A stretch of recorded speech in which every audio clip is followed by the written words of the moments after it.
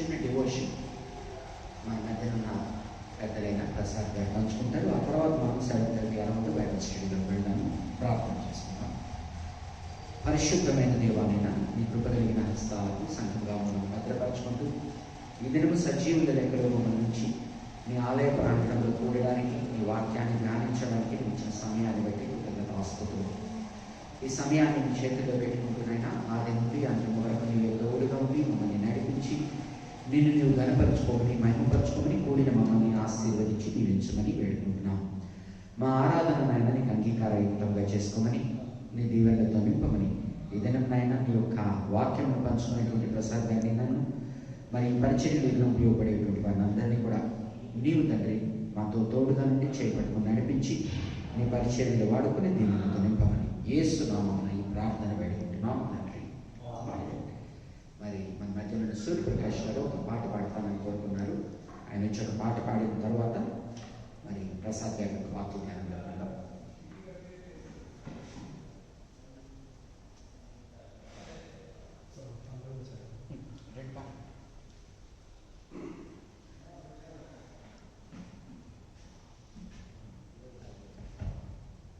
ప్రభువు నామమునకు మహిమ కలుగును గాక.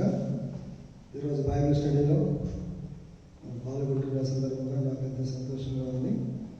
మరి ముఖ్యంగా పాట పాడడానికి అనుమతించిన దేవునికి, దైవజనులు, సంఘ కాపరికి నా వందనాలు చెల్లిస్తున్నాము.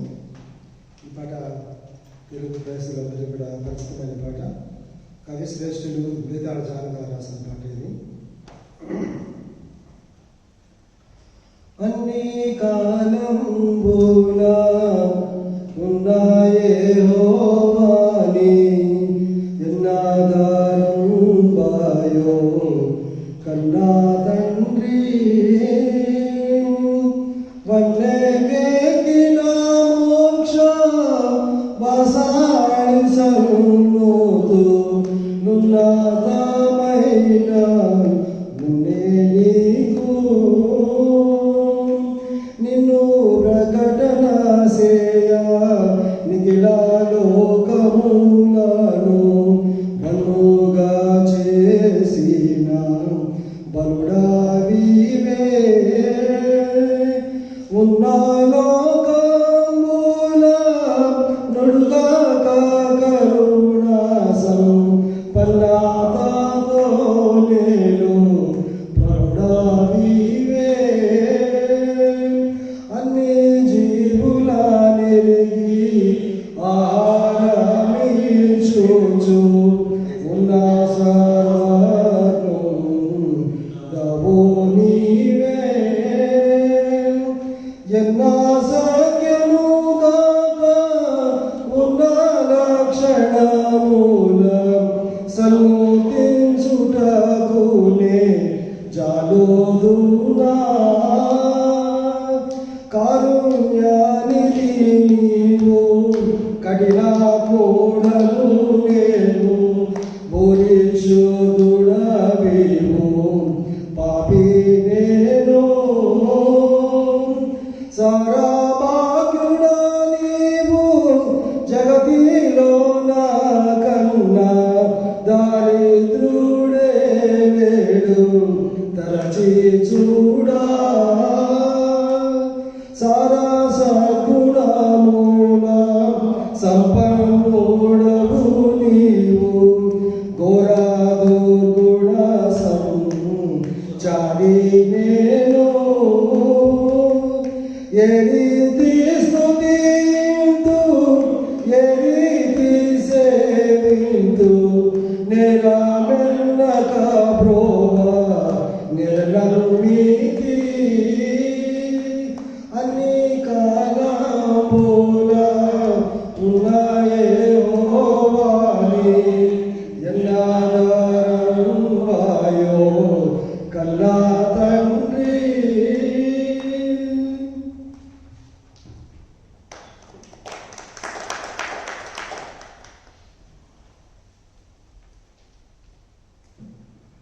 మరి ఈ సమయంలో మన మధ్యన ఉన్న పెద్దలు కె ప్రసాద్ గారు వచ్చి వాక్యాన్ని చదివి కొంతసేపు వాక్యాన్ని పంచుకుంటారు. ఆ ధ్యానించేటువంటి సమయంలో మనము దేవుని స్వరాన్ని ఆయన ద్వారా విందాం.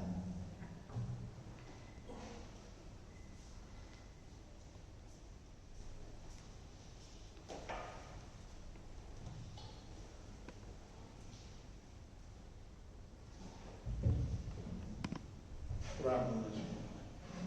మహాపరిశుద్ధుడా, మమ్మల్ని మిక్కిలిగా ప్రేమించిన మా పరలోకపు తండ్రి, మహాగణుడా, మా విమోచకుడ, జీవాధిపతి, నీకు వందనాలు. మా బ్రతుకుల్లో, మా జీవితాల్లో మీరు ఇచ్చిన నూతన వందనాలు ఆయన.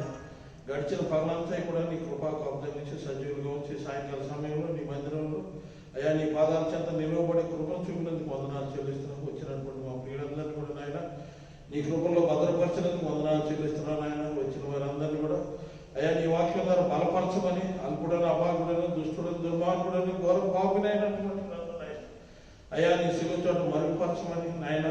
నీ వాక్యాన్ని అందించడానికి నేను అర్హుడు కాదు, కానీ నా తండ్రి, నా దేవ, నీవు నాకు ఇచ్చిన రక్షణ బట్టి అయ్యా నాయన నీ మాటలు చెప్పగలిగే కృపను అనుగ్రహించమని అయ్యా ఈ వాక్యం ద్వారా మరి నన్ను అయ్యా నీ సన్నిధికి చేరిన మా ప్రియులను బలపరచమని నజరేయుడైన యేసు నామాన్ని బట్టి అడిగి పెట్టుకుంటున్నాను పరమ తండ్రి. ఆమేన్.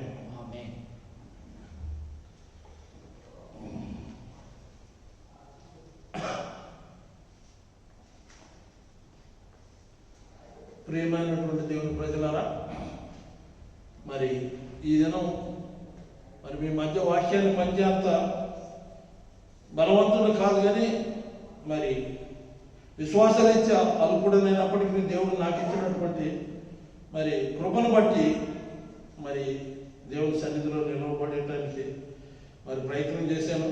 మరి దేవుడు నాకు తోడుకుంటాడని నమ్ముతున్నాను. మరి నేను చెప్పేదాన్ని ఒకవేళ తప్పులుంటే నన్ను క్షమించమని కూడా ముందుగా నేను ప్రాధాన్యపడుతూ ఉన్నాను. ప్రియులారా, మరి ఈనాడు యోబు గ్రంథంలో నుండి ఒక 2 వచనాలు నేను కోరుకున్నాను. అవి మరి ధ్యానంగా నేను ఎంచుకున్నాను. ఎందుకంటే ఈ నూతన సంవత్సరంలో మరి పరిశుద్ధ గ్రంథంలో అనేక వాగ్దానాలను దేవుడు ఇచ్చాడు. మరి యోబు పట్ల కూడా ఈ వాగ్దానాలు ఇచ్చాడని నేను నమ్ముతున్నాను. 22వ అధ్యాయము 28వ వచనంలో చూసినట్లయితే 22వ అధ్యాయము 20-28 అండి.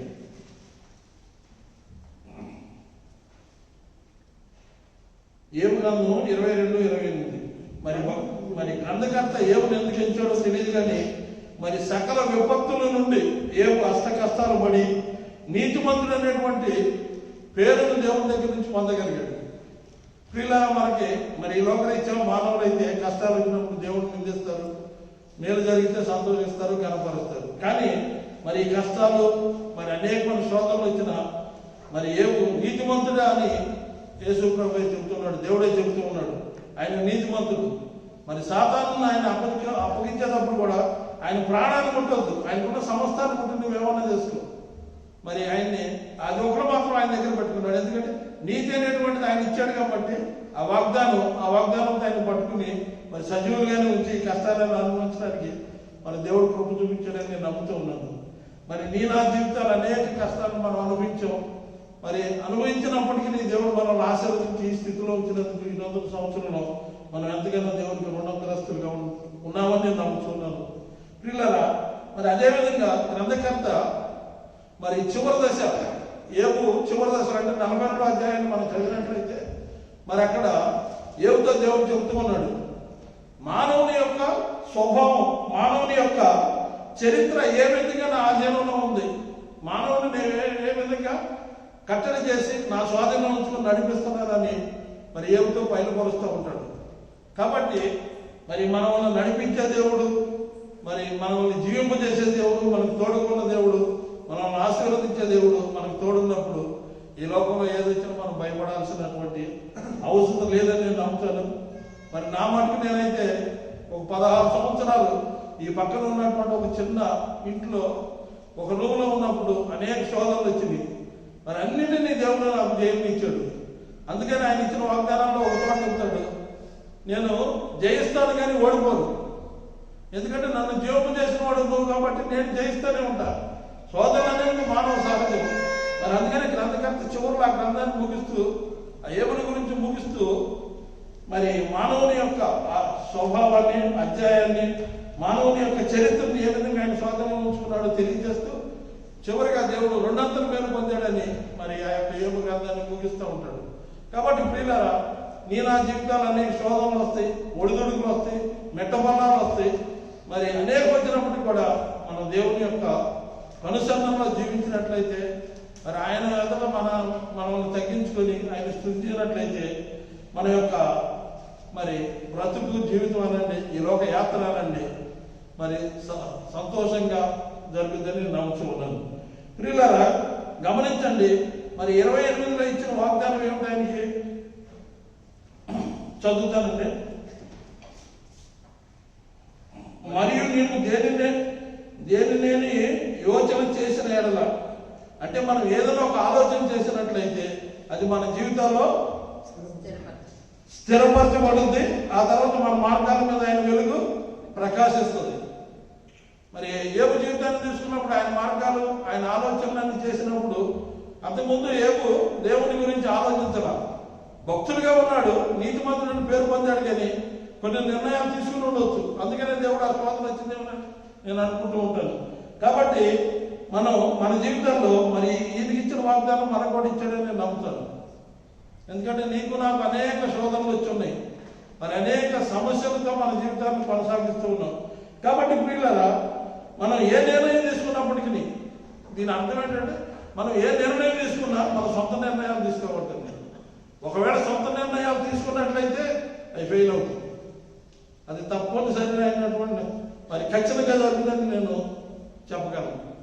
మరి మనం ఏ పని చేసినా దేవుని ముందు పెట్టుకుని దేవుని సన్నిధిలో గోజాడి, అయ్యా నీ చిత్తం, నా ఇష్టం కాదు, నీ చిత్తం అయితే మరి నేను ఈ ఆలోచన పుట్టించిన వాడు నువ్వు కనుక ఆ కార్యం చెయ్యి, నువ్వు నాకు తోడుగా ఉండు, నన్ను నడిపించని మనం దేవుని సన్నిధిలో దేవునికి అప్పచెప్పి మన నిర్ణయాలు తీసుకుంటే అవి సఫలమవుతాయి అనేటువంటి సత్యాన్ని గుర్తిరకమని ప్రభువు గారిని మీకు మనం చేస్తూ ఉన్నాను ప్రియులారా. అందుకనే అయితే అది ఎప్పుడు జరుగుతుంది అన్నప్పుడు దానిపైనే ఒక వాక్యం ఉందండి, 27వ వచనం. చూడండి, నీవు ఆయనకు ప్రార్థన చేయక ఆయన నీ మనవి ఆలకించును, నీ మొక్కుబడులు నీవు చెల్లించను. కాబట్టి ప్రియులారా మరి మన ఆలోచన దేవుని ముందు పెట్టినప్పుడు మనం ఏం చేస్తున్నామండి? ప్రార్థన చేస్తున్నాం ఆయన గురించి, ఆయనకి తెలియజేస్తున్నాం, అయ్యా మరి నేను చేయబోయే పని నీ చిత్తం, నా ఇష్టం కాదు, ఏది జరిగినా నీ ఇష్టమే, అది మేలైనప్పటికీ కీడైనప్పటికీ. కాబట్టి మనం ఎప్పుడైతే ప్రార్థన చేస్తామో మన బ్రతుకులు మారుతాయి, మన జీవితాలు మారుతాయి, మన కుటుంబాలు వర్ధిల్లుతాయి. కాబట్టి ప్రియులారా ఈ లోక యాత్రలో మనం దేవుని సన్నిధిలో మోకరించాలి, దేవుని ముందు పెట్టుకోవాలి. అందుకనే పెద్దలు చెబుతూ ఉంటారు, ఒక ఊర్లో ఒక దొంగ మరి దొంగతనానికి పోతే దేవుడు మొక్కుతాడంట, అయ్యా ఆ ఊర్లో 10 మంది ఉన్నారు, 10 రోడ్లు 20 కళ్ళు ఉన్నాయి, మరి నాకు 2 కళ్ళు, ఈ 20 కళ్ళు తప్పించిన బయటకు పడాయి, నాకున్నటువంటి స్థితిగతులు నీకు తెలుసు, కాబట్టి నేను దొంగతనం చేయాల్సి వచ్చింది. మరి ఆ ఊరు పోతున్నా, కుక్కలు ఉన్నాయి, మనుషులు ఉన్నారు, అనేకం ఉన్నాయి, ప్రజలైతే 20 మంది ఉన్నారు, 20 రోడ్లు 40 కళ్ళు ఉన్నాయి, 22 కళ్ళు ఎక్కువ, 40 కళ్ళు ఎక్కువ ఉన్నప్పుడు దేవుని చిత్తం ఆయన పట్ల ఉన్నట్లయితే ఆయన తప్పిస్తాడు దేవుడు. కాబట్టి ప్రియుల మనం కూడా గమనించాల్సింది ఏంటంటే మరి మనకు ఉన్నటువంటి ప్రతి సమస్యను దేవుని సన్నిధిలో కుమరించాలి, అది నీ చిత్తం ఆయన అని మనం ఆయనకు అప్పచెప్పి మనం నడిస్తే మనకి తోడుగా ఉంటాడు ఆయన, మన ప్రార్థన వింటాడు. ఎందుకంటే ప్రార్థన ఆలకించే దేవుడు, పరిశుద్ధ దేవుడు, కాబట్టి మన ప్రార్థన ఆలకించి మనం ముందుకు నడిపిస్తాడనే సత్యాన్ని గమనించమని ప్రభు పేరుని మీకు మనం చేస్తూ ఉన్నాను. అందుకనే ప్రియులారా కీర్తనకారుడు 37, 23లో మరి కీర్తనకారుడు రాస్తూ ఉన్నాడు, ఒకరి నడత యెహోవా చేతనే స్థిరపరచబడును, వాని ప్రవర్తన చూసి ఆయన ఆనందించు. మరి ఎందుకు రాశాడు కీర్తనకారుడు అని నేను ఆలోచన చేశాను. మరి మనం దేవుని నమ్మితే సకలమైన మార్గాల్లో నడుస్తాం, మరి సరళమైన మార్గాల్లో నడిపిస్తాడు దేవుడు. మరి దేవుని మనం అనుసరించగా, దేవుని మనం అంగీకరించగా, దేవుని మార్గంలో నడవనప్పుడు ఇక తాగిన వాళ్ళకి తక్కిడి బిక్కిడి, మన ఆలోచనలు వేరు, మన తలంపులు వేరు, మన ప్రవర్తన వేరు, మన స్థితిగతులే వేరు ఈ లోకంలో. కాబట్టి ప్రియులారా మనం చేయవలసింది మనం మరి దేవుని యందు స్థిరపరచబడి మరి మన యొక్క జీవితాన్ని ఆయనకి సమర్పించుకుని, లేదా మన మనసును ఆయన సన్నిధిలో మన హృదయాన్ని కుమ్మరించి ఆయన్ని వేడుకున్నప్పుడు మన నడకను, మన స్థితిని మార్చే దేవుడని నేను నమ్ముచున్నాను. కాబట్టి ప్రియులారా గమనించండి, మరి దేవుడు మనిషిని ఏర్పరిచినప్పుడు మరి కొన్ని ప్రణాళికలు ఆయన సిద్ధం చేసి ఉంచుతాడు వారి కొరకు. అందుకని నా తల్లి గర్భంలో నేను పిండంగా ఉన్నప్పుడే మరి పాపం వల్ల జన్మించిన వాడు కాబట్టి పాపిని రక్షించడానికి ప్రభు అయిన యేసు దేవుడు లోకానికి వచ్చాడు కనుక మరి ఆ పాపి కొరకు వచ్చాడు, మంచివాడి కోసం రాలా. రోగి కొరకు డాక్టర్ కానీ మరి మంచోడి కోసం డాక్టర్లు కాదు కదా, హాస్పిటల్ కాదు కదా. కాబట్టి మనం పాపమైనప్పుడు నీ ప్రభు మమ్మల్ని విడిచిపెడతాను. అందుకనే మరి పరిశుద్ధుడు చెబుతూ ఉన్నాడు, నీ యొక్క జీవిత దిశానిర్దేశాన్ని నేను స్థిరపరుస్తా, నీ మార్గాల్లో నేను వెలుగులు ప్రకాశిస్తానని దేవుని వాక్యం మనకి తేటగా తెలియజేస్తుందని ప్రభు పేరు మీకు మనవి చేస్తున్నాను. వీటన్నిటికి కారణం ఏమిటి అని మనం ఆలోచిస్తే ప్రార్థన. ఒక్క ప్రార్థన మాత్రమే మన మార్గాల్ని సిద్ధపరుస్తుంది, స్థిరపరుస్తుంది, మార్గ నిర్దేశాలను చేస్తుంది. ప్రార్థన లేని జీవితం వ్యర్థం అనుకోవాలి. కాబట్టి ఏది అయినా కానీ జరగాలి అంటే ప్రార్థన ద్వారా జరగాలని మనం గ్రహించినప్పుడు మరి దేవుడు ఆ ప్రకారంగా మనం నడిపిస్తాడని విశ్వసిస్తూ ఉన్నాను. మరి నిర్గమకాండం 33, 13, 14లో చూసినట్లయితే ప్రియులారా, మరి ఇశ్రాయేలీయుల్ని మోషే ఎక్కడ నడుపుతున్నాడంటే కానాను దేశం నడుపుతూ ఉన్నాడు. కానాను దేశం నడుపుతున్నప్పుడు మరి ఆయన ద్వారా మనకు ఒక వాక్యాన్ని ఇస్తాడు. 13, 14 వచనాలు చూసినట్లయితే, మరి నీ మార్గాల్లో నేను నీకు తోడుగా ఉంటాను. మరి కనాను దేశం పోవడానికి మోషేకి మార్గం తెలియదా? తెలుసు. తెలిసినప్పటికి కూడా మరి దేవునికి ఆయన అది అప్పచెప్పాడు ఆ పని. అయ్యా నీ చిత్తం, నాకు మార్గం తెలియదే అని. అందుకనే మనం కొత్తగా హైదరాబాద్ వచ్చినప్పుడు ఆటో అయితే ఏం చేస్తారంటే 2 గల్లీలు తిప్పుతారు అక్కడే. ఎందుకంటే ఇంతకుముందు మీటర్ ఉండేది కదా. చెప్పు అడ్రస్ కరెక్ట్గా చెప్తాము, కానీ మా పక్క గల్లీలోకి తీసుకెళ్తాడు కాసేపు ఫస్ట్. ఆ తర్వాత ఈ పక్క గల్లీలోకి తీసుకెళ్తాడు. 3వసారి మనం చెప్పిన గల్లీలోకి తీసుకెళ్తాడు. అతనికి తెలుసా గల్లీ? ఎందుకంటే ఇలాగ ఉంటుంది మన ఆలోచనలు, మన తలంపులు వేరుకున్నప్పుడు. కాబట్టి మోసకి తెలియదని కాదు. మోస దేవుని ఎదుట ఎప్పుడైతే ఆయన వేడుకొని నాకు మార్గాన్ని తెలియజేయమన్నాడు, అప్పుడు మోసకి చెప్తూ ఉన్నాడు 13వ వచనంలో, నీ మార్గాలను నేను స్థిరపరుస్తాను అంటున్నాడు. తర్వాత 14వ వచనంలో ఇంకో మాట చెబుతున్నాడు, నీకు విశ్రాంతిని కలుగజేస్తాను. కాబట్టి మరి అక్కడ 2 క్రియలు జరుగుతూ ఉన్నాయి.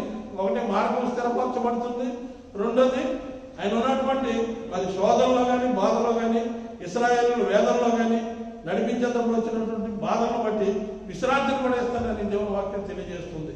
ప్రియులారా గమనించండి, మరి మన బ్రతుకులను సరిచేయాలంటే ప్రార్థన ముఖ్యమైనటువంటి సత్యాన్ని గమనించమని ప్రభు గారిని మనం చేస్తున్నాను. ఎందుకంటే మరి మన మార్గాలన్నీ కూడా ఈ లోకంలో మరి అనేక విధాలుగా ఉంటాయి. మనం నడిపించేవాడు దేవుడు కనుక మనం దేవుని వైపు ఉన్నట్లయితే మరి అనేక విధాలుగా మన జీవితాల్లో మేలు జరుగుతుందని నేను నమ్ముతున్నాను. అందుకని యెషయా గ్రంథం 45, 2, 3లో చూసినట్లయితే మరి 2వ వచనంలో యెషయా 45, 2వ వచనం, 3వ వచనంలో చూసినట్లయితే, నీకు తోడుగా ఉంటాను, నీవు నడిచే మార్గాలన్నింటినీ కూడా స్థిరపరుస్తాను, మెట్టలను సరిచేస్తాను అన్నాడు, సరళం చేస్తాను అన్నాడు. కాబట్టి మరి మనం ఈ లోకంలో ఉన్నప్పుడు ఒడిదుడుకులు, అష్టకష్టాలు, నష్టాలు అనేకం వస్తూ ఉంటాయి. చెడ్డ తలంపులు, మంచి తలంపులు, మరి మేలు కీడును అనుభవించాలి. కాబట్టి ఇవన్నీ మన జీవితంలో సర్వసాధారణం. కానీ దేవుని వాక్యం ఏం చెబుతుందంటే, మన విన్నపాన్ని దేవుడికి తెలియజేసి ఆయన సన్నిధిలో మోకరించి ప్రార్థిస్తే మరి ప్రార్థన ద్వారా ఆయన ఏం చేస్తాడు, మన మార్గాలన్నీ కూడా సరళం చేస్తాడు, మెట్ట బలాలంటే సరి చేస్తాడు. అంటే మన బ్రతుకులు సాఫీగా నడిపిస్తాడని నేను అనుకుంటూ ఉన్నాను. కాబట్టి ప్రియులారా, మరి ఈ సాయంకాల సమయంలో ఇంకొక మాట చెబుతాను. 1వ సమయంలో 18:26లో కూడా రాజైన దావీదు మరి ఒక కోరిక కోరుకుంటాడు, నేను రాజుగారికి అల్లుడు కావాలి. మంచిదే. ప్రతివాడు కూడా ఏమనుకుంటాడంటే 2 ఆడపిల్లలు లేకపోతే 1 ఆడపిల్ల ఉన్న పిల్లలు చేసుకుంటే అంతా నాకే వచ్చింది. ఈ లోకం యొక్క గుణతత్వం అది. ఆడపిల్లలు చేసుకున్నవాడు ఏం ఆలోచిస్తాడు, వాడు కొడుకులు లేకుండా 2 ఒకడో కూతురు ఉంటే వాడి జీవితంలో సంపాదించినంతా నాకే వచ్చిందని ఆశించి దురాశకు పోతాడు. కానీ అది తప్పుడు నిర్ణయం. కానీ మరి ఇక్కడ దావీదు కూడా అదే కలిగింది. మరి నేను రాజుగారు అల్లుడిని అయితే నా స్థితిగతులు మారిపోతాయి, నేను రాజ్యానికి రాజును అవుతాను, రాజు తర్వాత ఇక నాకు ఇక అంత లేదు, ఇంత లేదు, గొప్పవాడిని అయిపోతాను అనుకున్నాడు. కానీ అక్కడ దేవునికి లోపడాల రాజు. దావీదు రాజును అల్లుడు అవ్వాలని కోరుకున్నాడు, కానీ ఆయన దేవుని ఎదుట అయ్యా నేను రాజుకు అల్లుడి కావాలని దేవుని సన్నిధిని ప్రార్థన చేయలే. మరి అంత చదువుతున్నప్పుడు మనకి ఆ లింక్ కనబడుతూ ఉంటుంది. నేను ఎందుకు చెప్తున్నానంటే, మన ఇష్టానుసారంగా మన కోరికలు కోరుకోకూడదు. అప్పుడు అప్పుడు సరే మొత్తం మీద కోరుకున్నాడు, కానీ అనేక కష్టాలు ప్రారంభించబడ్డాయి. ఎలా? ఆయన కోరుకున్నాడు, సౌలు కూతురైన మేకాలను పెళ్లి చేసుకున్నాడు, రాజుకు అల్లుడయ్యాడు. కానీ అక్కడి నుంచి శురువైంది. అందరూ దావీదును ప్రేమిస్తున్నారు. తర్వాత దావీదు దేవుడు ప్రేమించట్లేదు. మేకాలు అనుకుంటుంది, నా భర్త నన్ను ప్రేమించట్లేదు, ప్రజలంతా దావీదును ప్రేమిస్తున్నారని అసూయ స్టార్ట్ అయింది. చూడండి దేవుడి క్రియ ఎలా ఉంది. కాబట్టి అప్పుడు రాజు కూడా అంతకుముందు సౌలుకి దావీదుకు మంచి ఇది ఉంది, ఏది మంచి సంబంధం లేదు, వ్యతిరేకత ఉంది. ఆ వ్యతిరేకతని సౌలు యొక్క ఉద్దేశం ఏంటి? ఈ నాకు దొరికాడు చంపేయొచ్చని. అది కూడా అతని వల్ల కాదు, ఎందుకంటే దేవుని చిత్తం లేదు. అతను కూడా దేవునికి అప్పచెప్పల, ఈయన చంపాలని దేవుని దగ్గర అడగలైన. ఎప్పుడైతే కష్టాలు వచ్చి దావీదు మరి సౌలు ఈయన విషయంలో అసూయపడుతున్నాడని తెలుసుకున్నప్పుడు రాజదర్బార్లో ఉండడానికి అనేక కష్టాలు పడి దావీదు భయంతో బ్రతుకుతున్నప్పుడు ఆలోచన చేసి, మరి నేను చేసినటువంటి పని ఒకవేళ మంచిదనేమో కానీ మరి అది నా హృదయాన్ని నెమ్మదినివ్వట్ల, నా బ్రతుకుని సరిగా లేదు అనుకుని ఆలోచించి దేవుని సన్నిధిలో మొరపెట్టినట్టుగా కింద వాక్యంలో మనకు కనపడుతుంది. అప్పుడు దేవుడు అంగీకరిస్తాడు ఆయన ప్రార్థన. అంగీకరించి ఆయన్ని మరి దీవించినట్టుగా, ఆ రాజ్యం మీద రాజుగా చేసినట్లుగా మరి లేఖనాల్లో మరి వ్రాయబడి ఉందని ప్రభు పేరు మీకు తెలియజేస్తున్నాను. చివరిగా ప్రియులారా ఒక విషయం చెప్పి ముగిస్తాను. మరి ఈ విధంగా మరి కొంతమంది గురించి మనం చెప్పుకుంటా పోతే దేవుడు చేసిన మేడల్లో యెహోషాపాతు ఉన్నాడు. 2వ దినవృత్తాంతాలు 20వ అధ్యాయం 2-3 వచనాల్లో చూసినట్లయితే మృత సముద్రం అవతల నుండి ఆరాము దేశం నుండి ప్రజలు ఆయన మీదకి వస్తున్నారని యోగుల ద్వారా తెలుసుకున్నప్పుడు మరి యెహోషాపాతు ఏం చేశాడండి?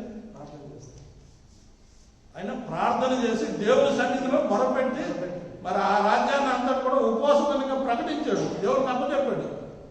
ఎప్పుడైతే దేవుని సన్నిధిలో మొరపెట్టి ఉపవాసాలను ప్రకటించి మరి దేవుని సన్నిధిలో మొరపెట్టి దేవుడికి ఆ కార్యాన్ని అప్పగించాడు, వచ్చిన సైన్యం వాళ్ళు పట్టుకుని నశించిపోయాడు. కాబట్టి దేవుడు ఆయన పట్ల గొప్ప కార్యం చేశాడని మనం నమ్ముతున్నాం, తెలుసుకుంటున్నాం.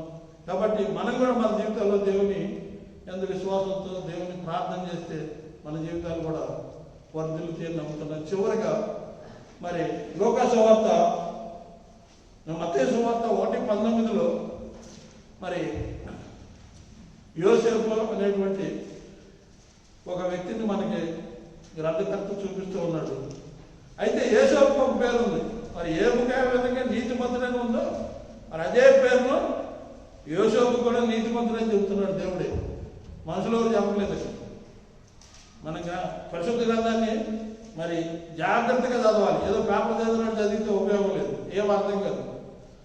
మరి అక్కడ ఏ ముందు చూపించాడు నీతిమంతుడని, ఇక్కడ మత్తయి సువార్త 1:19 యోసేపుని చూపిస్తున్నాడు. కాబట్టి యోసేపు నీతిమంతుడని దేవుడే ఒప్పుకున్నాడు. కాబట్టి ఇప్పుడు ఆ నీతిమంతుడు తప్పు చేయనిస్తాడా? కానీ యోసేపు ఏమంటున్నాడు? మరి నా భార్య అయినటువంటి మరియ కన్యకగా ఉండి కూడా గర్భం ధరించింది కాబట్టి రహస్యంగా నేను విడిచిపెట్టాలని తలంపులు వచ్చినాయి. కానీ మరి దేవుడి కృపను బట్టి దేవుడు ఏమంటాడు? నీతిమంతుడు పైన నువ్వేట చేస్తే మరి అది పెద్ద తప్పు కదా. మరి దేవుడు అవమానపరచబడతాడు కదా. కొంతమంది చెబుతారు అమ్మతోడు నాన్నతోడు అంటారు, దేవుడు కూడా అంటారు. చివరికి ఇటు చేసేదంతా అబద్ధమే, చెప్పేదంతా అబద్ధమే. ఏదో జన్మనిచ్చిన తల్లిదండ్రులు అంటే అయిపోయింది, ఒప్పుకున్నావు మా అమ్మతోడు మా ఆయనతోడని. మరి దేవుడితో అన్నప్పుడు శపించబడతావు. నీకు సృష్టికర్త నువ్వు కూడా మోసం చేస్తున్నావు. కాబట్టి ప్రియులను గమనించాలి. మరి ఎన్ని వచ్చినా ఎన్ని ఇబ్బందులు వచ్చినా దేవుడితో అనొద్దు. కొంతమంది ఏమంటారంటే దేవుడు అందరికీ మేలు చేశాడు, నాకే కీడు చేశాడని కొంతమంది అనుకుంటారు. మరి ఎప్పుడైనా దేవుడు కీడు చేసేవాడు కాదు, మేలు చేసేవాడు. మన బ్రతుకులను మార్చేవాడే, సరి చేసేవాడే, మన మార్గాలను స్థిరపరిచేవాడే, బలపరిచేవాడే. కాబట్టి ప్రియులారా మన నీతిమంతుడని ఏ విధంగా ఒక టైటిల్ ఆపాదించాడో దేవుడు, మరి యోసేపు కూడా నీతిమంతుడని టైటిల్ని ఇచ్చేది కనుక ఆయన తప్పు చేయకూడదని ఒక దూతను ఆయన ముందుగా పంపుతాడు ఈ దగ్గరికి. అంటే ఇది మానవ హృదయానికి, మానవ మేధస్కి అందనటువంటి వాగ్దానం అది. కాబట్టి అన్యులు ఏమనుకుంటారంటే పెళ్లి కాకనే పిల్లవాడికి అంటమైందని కొంతమంది అంటూ ఉంటారు. కానీ పరిశుద్ధాత్మ అని అక్కడ మా పరిశుద్ధ గ్రంథం చెబుతుంది, ఇది దేవుని క్రియ.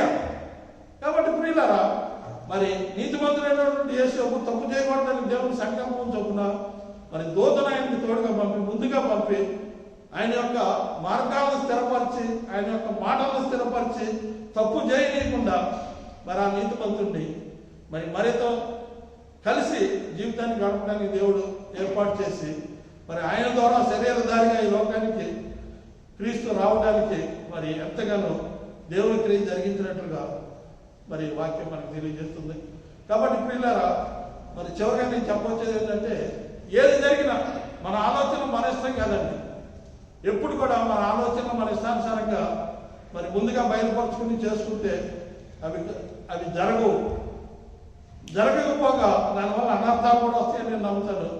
మరి ఎప్పుడైనా ప్రార్థన చేసినప్పుడు చివరి ఆమెన్ అనేటప్పుడు నిదానంగా ఆమెన్ అన్నప్పుడు ఆ తర్వాత చివరి దశలో దేవుని స్వరం, దేవుడు తలంపోతుంది. స్వరం మనం వినేంత శక్తివంతులు కాదు కానీ, భక్తిపరులు కాదు కానీ, తలంపును దేవుడు పుట్టిస్తాడు. అది గమనించాలని ప్రభు పని మీకు మనం చేస్తూ, మరి ఇచ్చిన ఈ సమయాన్ని బట్టి వందనాలు తెలియజేస్తూ, విన్న మీ అందరికి వందనాలు. ఒకవేళ ఎందుకంటే సేవకుల మంది చెప్పేంత మరి సమర్థుడు కాదు కానీ దేవుడు నాకు ఇచ్చినటువంటి రక్షణను బట్టి, కృపను బట్టి మరి ముగిస్తూ సెలవు చేస్తాను.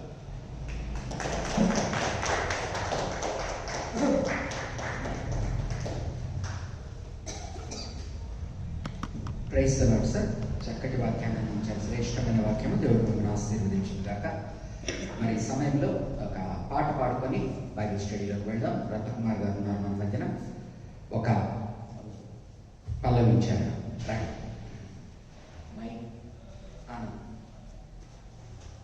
మైక్ తీస్తాం, పెట్టినా రండి. ఓకే, రత్నకుమార్ గారు పైకి.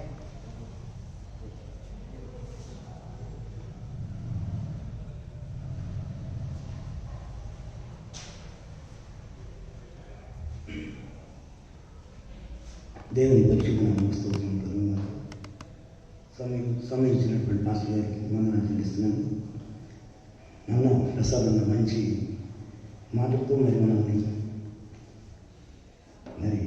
మంచి మాటలు చెప్పినందుకు అన్న కూడా వందనాలు. మరి ప్రార్థన గురించి ఎంతో చక్కని రీతిలో మనం చెప్పిన విధానాన్ని బట్టి అందరం కలిసి ప్రార్థన వినేది పాల్గొనడా ప్రార్థన మాకు నేర్పుకున్నాయి అన్నటువంటి పాట పల్లవి వచ్చాము. ప్రార్థన వినేది పాల్గొనడా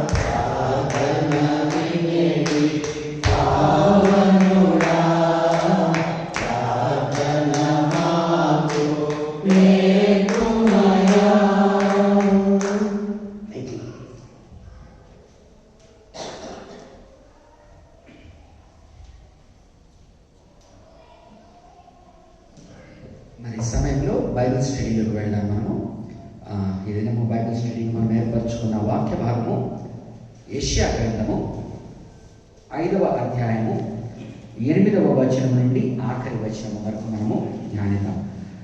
యెషయా గ్రంథము 5వ అధ్యాయము 8వ వచనం నుంచి ఆఖరి వచనం వరకు ధ్యానిద్దాం. మన మధ్యనున్న సూర్యప్రకాష్ గారు వచ్చి వాక్యాన్ని చదవాలని కోరుకుంటున్నాను.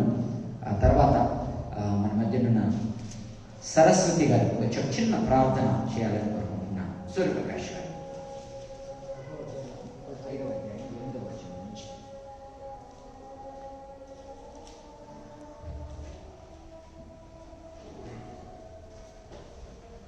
ప్రభువు నామకు మహిమ కలుగును గాక.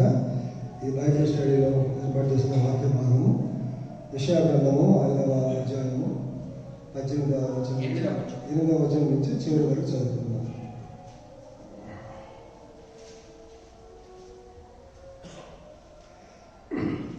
స్థలము మిగులకుండా మీరు మాత్రమే దేశంలో నివసించినట్లు ఇంటికి ఇల్లు కలుపుకొని పొలములకు పొలము చేర్చుకును మీకు శ్రమ. నేను చెవులారా విన్నట్లు సైన్యములకు అధిపతియగు యెహోవా స్పష్టంగా ఈ మాట నాతో సెలవిచ్చెను. నిజముగా గొప్పవియు దివ్యమైనవైన ఇల్లు అనేకములు నివాసులు పాడైపోవును. 10 ఎకరముల ద్రాక్ష తోట ఒక కుంచెడు రసం నిచ్చును. తూమెడు గింజల పంట ఒక పడి ఎగును. మద్యము త్రాగుదమని వేకువని లేచి ద్రాక్ష రసము తమకు మంట పుట్టించు వరకు చాలా రాత్రి వరకు పానము చేయు వారికి శ్రమ. వారు సితార స్వరమండల తంబూర సన్నాయిలను వాయించుచు ద్రాక్ష రసము త్రాగుచు విందు చేదులు గాని యెహోవా పని యోచింపరు. ఆయన హస్తకృత్యములను లక్ష్య పెట్టరు. కావున నా ప్రజలు జ్ఞానము లేకే చెరపట్టబడి పోచున్నారు. వారిలో గనులైన వారు నిరాహారులుగా ఉన్నారు. సామాన్యులు తప్పిచేత జ్వరపీడితులవుదురు. అందుచేతనే పాతాళము గొప్ప ఆశ పెట్టుకుని అపరిమితముగా తన నోరు తెరుచుచున్నది. వారిలో గనులను సామాన్యులను ఘోష చేయువారును హర్షించేవారును పడిపోవుదురు. అల్పులు అణగదొరకబడుదురు. గనులు తగ్గింపబడుదురు. గర్విష్ఠుల చూపు తగ్గును. సైన్యములకు అధిపతికు యెహోవాయే తీర్పు తీర్చి మహిమపరచబడును. పరిశుద్ధుడైన దేవుని నీతిని బట్టి తను పరిశుద్ధపరచుకును. అది మేత బీడుగా నుండును. గొర్రె పిల్లలు అచ్చుట మేయును. గర్వించిన వారి బీడు భూమిని విదేశీయులైన కాపరులు అనుభవింతురు. భక్తిహీనతను త్రాళ్లతో దోషమును లాక్కున్న వారికి శ్రమ. బండి మోకుల చేత పాపము లాక్కున్న వారికి శ్రమ. వారు ఇట్లనుకుంటున్నారు, అయినను త్వరపడలేము. మేము ఆయన కార్యమును చూసినట్లు ఆయనను దానిని వెంటనే చేయలేము. ఇశ్రాయేలు యొక్క పరిశుద్ధ దేవుని ఆలోచన మాకు తెలియబడినట్లు అది మా ఎదుట కనబడలేము. కీడు మేలనియు మేలు కీడును చెప్పుకొని చీకటి వెలుగనియు వెలుగు చీకటిని ఎంచుకున్న వారికి శ్రమ. తీపి చేదనియు ఎంచుకున్న వారికి శ్రమ. తమ దృష్టికి తాము జ్ఞానులమనియు తమ ఎన్నికలో తాము బుద్ధిమంతులమనియు తలంచుకున్న వారికి శ్రమ. ద్రాక్షారసము త్రాగులో ప్రఖ్యాతి పొందిన వారికి మద్యం కలుపుటలో తెగువ గల వారికి శ్రమ. వారు లంచం పుచ్చుకొని దుష్టులు నీతిమంతులని తీర్పు తీర్చెదరు. నీతిమంతుల నీతిని దుర్నీతి కనబడ చేయుదురు. సైన్యములకు అధిపతికి యెహోవా ధర్మశాస్త్రము నిర్లక్ష్య పెట్టుదురు. ఇశ్రాయేలు యొక్క పరిశుద్ధ దేవుని వాక్కును తృణీకరించుదురు. కాబట్టి అగ్నిజ్వాల కొయ్యకాలను కాల్చివేయనట్లు ఎండిన గడ్డి మంటలో భస్మమైనట్లు వారి వేలు కుళ్ళిపోవును. వారి పువ్వు ధూళి వలె పైకి ఎగిరిపోవును. దానిని బట్టి యెహోవా కోపము ఆయన ప్రజల మీద మండుచున్నది. ఆయన వారి మీదికి తన బాహు చాచి వారిని కొట్టగా పర్వతములు వణుకుచున్నవి. వీధుల మధ్యలో వారి కళేబరములు పెట్టవలే పడి ఉన్నవి. ఇంతగా జరిగినను ఆయన కోపము చెల్లారలేదు. ఆయన బాహు ఇంకనూ చాపబడి ఉన్నది. ఆయన దూరముగా ఉన్న జనులను పిలుచుటకు ధ్వజమునెత్తును. భూమ్యంతము నుండి వారిని రప్పించుటకు ఈలగొట్టును. అదిగో వారు త్వరపడి వేగముగా వచ్చుచున్నారు. వారిలో అలసిన వాడనైనా త్రుటిల వాడనను లేడు. వారిలో ఎవడనూ నిద్రపోడు కునుకడు. వారి నడికట్టు విడిపోదు. వారి పాదరక్షల వారు తెగిపోదు. వారి బాణములు వాడగలవి. వారి విండ్లను ఎక్కువ పెట్టబడి ఉన్నవి. వారి గుర్రముల డెక్కలు చుకుముకు రాళ్లతో సమానములు. వారి రథచక్రములు సుడిగాలు తిరిగినట్లు తిరుగును. ఆడుసింహం గర్జించినట్లు వారు గర్జించుదురు. కొదమ సింహము గర్జించినట్లు గర్జన చేయొచ్చు. వేటను పట్టుకొని అడ్డమేమీ లేకుండా దాన్ని ఎత్తుకుని పోవుదురు. విడిపింపగలవాడెవడనూ ఉండడు. వారు ఆ దినమున సముద్ర ఘోషణ వలె జనము మీద గర్జన చేయుదురు. ఒకడు భూమి పైపు చూడగా అంధకారమును బాధయు కనబడును. అంతటా ఆ దేశం మీద వెలుగు మేఘం చేత చీకటి ఎగును. దేవుడి పరిశుద్ధ వాక్యం దీవించును గాక.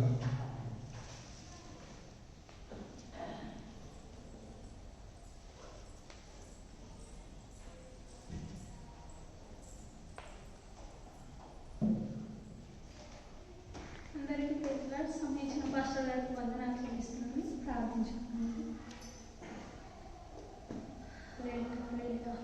స్తోత్రం తండ్రి, పరిశుద్ధుడానికి వందనాలు. నేను స్తుతులకు పాత్రుడ, సర్వశక్తి గల తండ్రి, సర్వాంతర్యామి, నీకు వందనాలు, స్తుతి, స్తోత్రము చెల్లిస్తున్నాము తండ్రి. ప్రభువా నాయన, ఏ యోగ్యత లేదు, ఏ అర్హత లేదు, కానీ తండ్రి ప్రభువా ఇంతటి సమయాన్ని ఇచ్చి నీ సన్నిధానంలో నిలబెట్టుకున్నందుకు నీకు లెక్కలేని స్తుతి, స్తోత్రము చెల్లిస్తున్నాము తండ్రి. ప్రభువా కూడి వచ్చిన ప్రతి కుటుంబాన్ని బట్టి నీకు వందనాలు చెల్లిస్తున్నాం తండ్రి. ప్రభువా మాకు ఇచ్చిన సంఘాన్ని బట్టి నీకు వందనాలు చెల్లిస్తున్నాం దేవా. నీకు స్తోత్రమైన పరిశుద్ధుడానికి వందనాలు తండ్రి. ప్రభువా ఈ సంఘాన్ని బట్టి నీకు స్తోత్రం చెల్లిస్తున్నాం తండ్రి. ప్రభువా ఈ సంఘంలో మేము ఒక సభ్యులుగా ఉన్నామంటే నీ ప్రేమ నాయన, ఎంతటి ప్రేమ తండ్రి. ప్రభువా ఏమి ఇచ్చికొనలేదు తండ్రి. నీకు స్తోత్రం నాయన, నీ ప్రేమ, నీ కనికరం తండ్రి. ప్రభువా నీకు స్తోత్రం నాయన. ఇక్కడున్న ప్రతి ఒక్కరితో తండ్రి నీ వాక్యం ద్వారా మాట్లాడండి ప్రభువా. నీకు స్తోత్రం తండ్రి. ప్రభువా ఏషియ మాటలు తండ్రి. ప్రభువా పోయిన వారం ఇన్నయన్నీ మేము మళ్ళీ నిమ్మరు వేసుకొని ఈ వారంలో ఇన్నయ్య కూడా మేము మరి మా హృదయాల్లో భద్రపరుచుకొని తండ్రి ప్రభువా నీ వాక్యం అనే ఆహారం భుజించి తండ్రి ప్రభువా ఆత్మీయతలో ఎదుగుటకు నువ్వు సహాయం చేసి తండ్రి ప్రభువా ఇక్కడున్న మా ప్రతి కుటుంబాలతో మా ఒక్కరితో నువ్వు మాట్లాడుకొని యేసు పరిశుద్ధ నామమున ప్రార్థించి అడిగి వేడుకుంటున్నాము తండ్రి.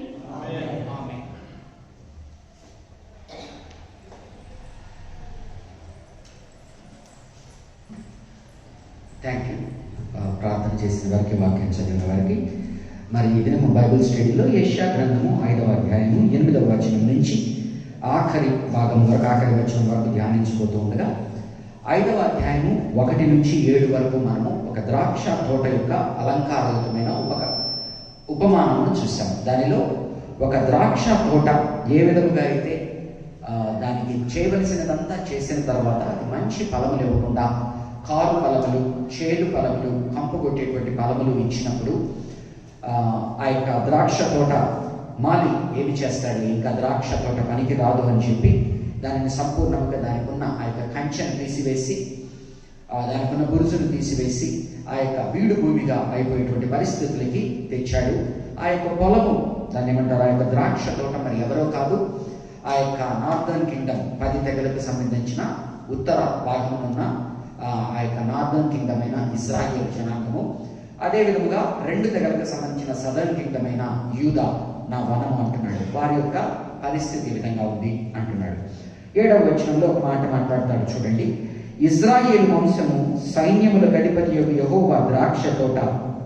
ఇజ్రాయేలు వంశము అనగా 10 తెగలు కలిగిన ఆ యొక్క నార్దర్న్ కింగ్డమ్ ఉత్తర భాగంలో ఉన్న రాజ్యము. ఇజ్రాయేలు వంశము సైన్యములతో అధిపతి యొక్క యెహోవా ద్రాక్ష తోట. యూదా మనుష్యులు ఆయనకి ఇష్టమైన వనము అనగా 2 తెగల వారైన యూదా. ఆయన న్యాయము కావాలని చూడగా బలాత్కారము కనబడెను. తన వారైన ప్రజల నుంచి ఆయన మిష్పాత్ కోరుకోగా వారు ఆయనకు మిస్పా ఇచ్చారు అంటాడు. నీతి కావాలని చూడగా రోదనము వినబడెను. సెదెక చూసినప్పుడు వారు ఆ యొక్క సెదెక్ ఇచ్చారు అని. అంటే ఆ మాటలకంత అర్థం ఏంటి అంటే, తను కోరుకున్నది ఒకటైతే తనకి ఎగ్జాక్ట్లీ ఆపోజిట్గా, కాంట్రరీగా తనకు ఫ్రూట్, ఆ యొక్క ఫలం వచ్చినప్పుడు దేవుడు విసిరి వేసారిపోయి మాట్లాడుతున్న మాటలు. కాబట్టి ఈ యొక్క తీర్పుకు గల కారణాన్ని ఆయన ఒక తీర్పు మాట్లాడుతున్నాడు. ఆ తీర్పులో ఏమంటున్నాడంటే, ఈ యొక్క కారు ద్రాక్ష ఏంటి, అంటే ఆ యొక్క ద్రాక్ష తోట ఇచ్చిన ఆ కారు ద్రాక్ష ఏంటి, ఆ చేదు ఫలం ఏంటి అనేది నెక్స్ట్ వచనాలలో మాట్లాడుతూ, ఆ వచనాలలో ఏ విధముగా ఇశ్రాయేలు జనాంగము, ఆ యొక్క యూదా జనాంగము దేవుని నుంచి తప్పిపోయారు అని మాట్లాడుతూ ఉన్నాడు. 8వ వచనం నుంచి చూద్దాం చూడండి. 8వ వచనం నుంచి 24వ వచనం వరకు కూడా ఓ శ్రమ, వారికి పని చేసిన వారికి శ్రమ, ఈ పని చేసిన వారికి శ్రమ అని చెప్పి 8 సార్లు వారి మీద శ్రమలు కలుగుతాడు. ఎలాగనైతే మనము మత్తయి సువార్త 23వ అధ్యాయంలో ఆ పరిసయ్యుల మీద, అధికారుల మీద శ్రమ శ్రమ శ్రమ వారికి శ్రమ అని పలుకుతాడో, అలాగనే అపోస్తలుడైన పౌలు ఆ యొక్క మొదటి కొరింథీయులకు రాసిన పత్రిక 9వ అధ్యాయంలో సువార్త నేను బోధించని ఎడల నాకు శ్రమ అంటాడు. కాబట్టి ఏదైతే మనం చేయనందువలన దేవుని యందు మనం ఏ శ్రమ పొందుకుంటామో చెప్తూ ఈ యొక్క 8 నుంచి 24 వచనాల వరకు ఆ శ్రమ అని వారి మీద తీర్పును తీరుస్తూ ఆ యొక్క కారు ద్రాక్ష ఏంటో మాట్లాడుతూ ఉన్నాడు. ఈరోజు మనం ఈ యొక్క వాక్యాన్ని ధ్యానిస్తూ ఉన్న సమయంలో మనం ఇది మన చుట్టుపక్కల చాలా వరకు చూస్తూ ఉంటాం లోకంలో. అలాగనే తెలిసి తెలియకుండా మనలోకి కూడా ఇది ప్రాతినిధ్యాన్ని చూసుకొని మనం జాగ్రత్త పడడానికి మాట్లాడుతూ ఉన్నాడు. ఎందుకనగా ఆ యొక్క ఎప్పుడైతే ఆయన ఇజ్రాయేలుతో యూదాతో మాట్లాడుతూ ఉన్నాడో అది మనతో మాట్లాడుతున్నట్టే దేవుని ప్రజలుగా. కాబట్టి ఈ దినము బయట ప్రజలలో ఇంకా విస్తృతముగా అటువంటి పాపం ఉండొచ్చు, మనలో కూడా ఇటువంటి పాపం ఉన్నప్పుడు దాన్ని మనము సరి చేసుకోవాలని గుర్తు చేస్తూ ఉన్నాడు. 8వ వచనం, స్థలము మిగులకుండా మీరు మాత్రమే దేశములో నివసించున్నట్లు ఇంటికి ఇల్లు కలుపుకొని పొలమునకు పొలము చేర్చుకొని మీకు శ్రమ. అనగా మొట్టమొదటిగా సెల్ఫ్ అగ్రాండైజ్మెంట్ గురించి మాట్లాడుతున్నాడు. అంటే మనకు కావలసినది దురాక్రమణ, మనకు కావలసిన దానికన్నా ఎక్కువ పొందుకోవాలనేటువంటి ప్రక్రియలో ఏ విధముగా స్థలాల్ని కబ్జా చేస్తారో, ఏ విధముగా స్థలాల్ని తీసుకుంటారో దాని యొక్క ప్రాధాన్యత ఏంటంటే, ఇజ్రాయేలీ జనాంగం వారికి ఇచ్చినది 5వ అధ్యాయం స్టార్ట్ చేసినప్పుడు చెప్పాను, వారికి జూబిలీ అనేది ఇవ్వబడి ఉన్నది. ఆ జూబిలీ యొక్క ప్రశస్తత ఏంటి అంటే, ఒక పొలము వారు ఆయన 12 తెగలకు ఒక లెవీ గోత్రానికి కొన్ని మాత్రమే పొలాలు ఇచ్చి మిగతా వారందరికీ కూడా స్వాస్థ్యముగా పొలాలు ఇచ్చి ఉన్నాడు. వారికి దాన్ని ఏమంటారు, స్థలాలు ఇచ్చి ఉన్నాడు. వారు ఒక తెగలో నుంచి ఏదైనా వారు ఆర్థికంగా కష్టంలో ఉన్నప్పుడు వారి యొక్క పొలాన్ని ఒకరికి అమ్మడమో తాకట్టు పెట్టడమో చేసినప్పుడు ఆ కొనేటువంటి పొలము కానీ పంట కానీ నెక్స్ట్ ఎన్ని పంటలు వస్తాయి అనే దాన్ని బట్టి దాని విలువ ధృవీకరణ జరుగుతుంది.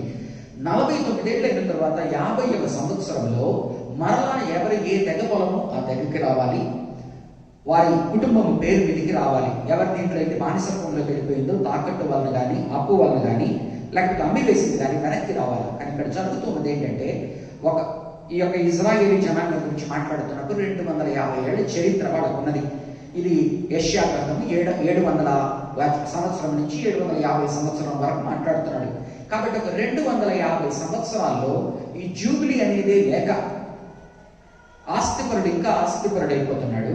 వెనక్కి తిరిగి ఎవరికైతే ఆయన తన ప్రజలకంటూ స్వాస్థ్యంగా వారు ఆత్మాభిమానంతో బ్రతకడానికి ఇచ్చాడో ఆ పొలాలన్నింటినీ కూడా ఒకరితో ఒకరు కలిపేసుకుంటూ ఉన్నారనమాట. అంటే డబ్బున్నవాడు ఇంకా డబ్బున్నవాడు అయిపోతున్నాడు, ఇళ్ళున్నవాడు ఇంకా ఎక్కువ ఇళ్ళు కొంటున్నాడు, లేనివాడు ఇంకా బీదైపోయి వాళ్ళ చేతుల్లోకి వెళ్ళిపోతున్నారు బానిసత్వంలోకి. కాబట్టి ఆ సెల్ఫ్ అగ్రాండైజ్మెంట్ ఏదైతే తమ కొరకు కావాలని పెంచుకుంటూ పోయి మనం అనుభవించలేని 12 ఇళ్ళు 12 రూములు ఉన్న ప్యాలెస్ మనం తీసుకున్నా ఉండగలిగేది 2 3 అలాగనా ఇంటికి ఇల్లు చేర్చుకునేసి వెళ్ళిపోతూ ఉన్నారనమాట.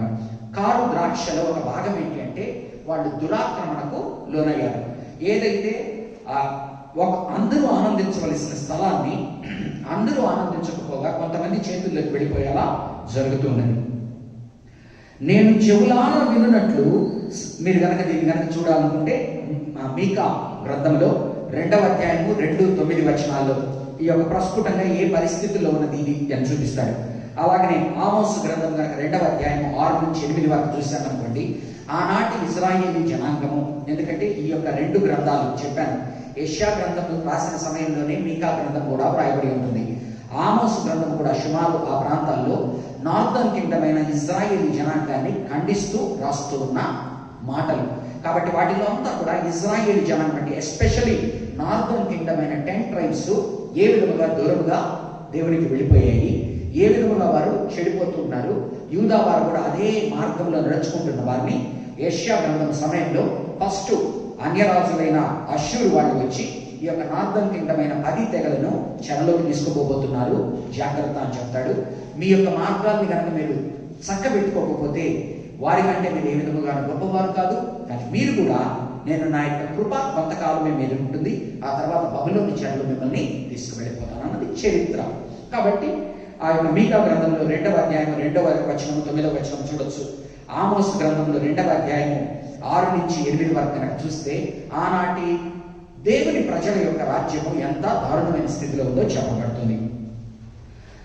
9వ వచనం, నేను చెవులార వినున్నట్లు సైన్యములకు అధిపతియగు యెహోవా స్పష్టముగా ఈ మాట నాకు సెలవిచ్చెను.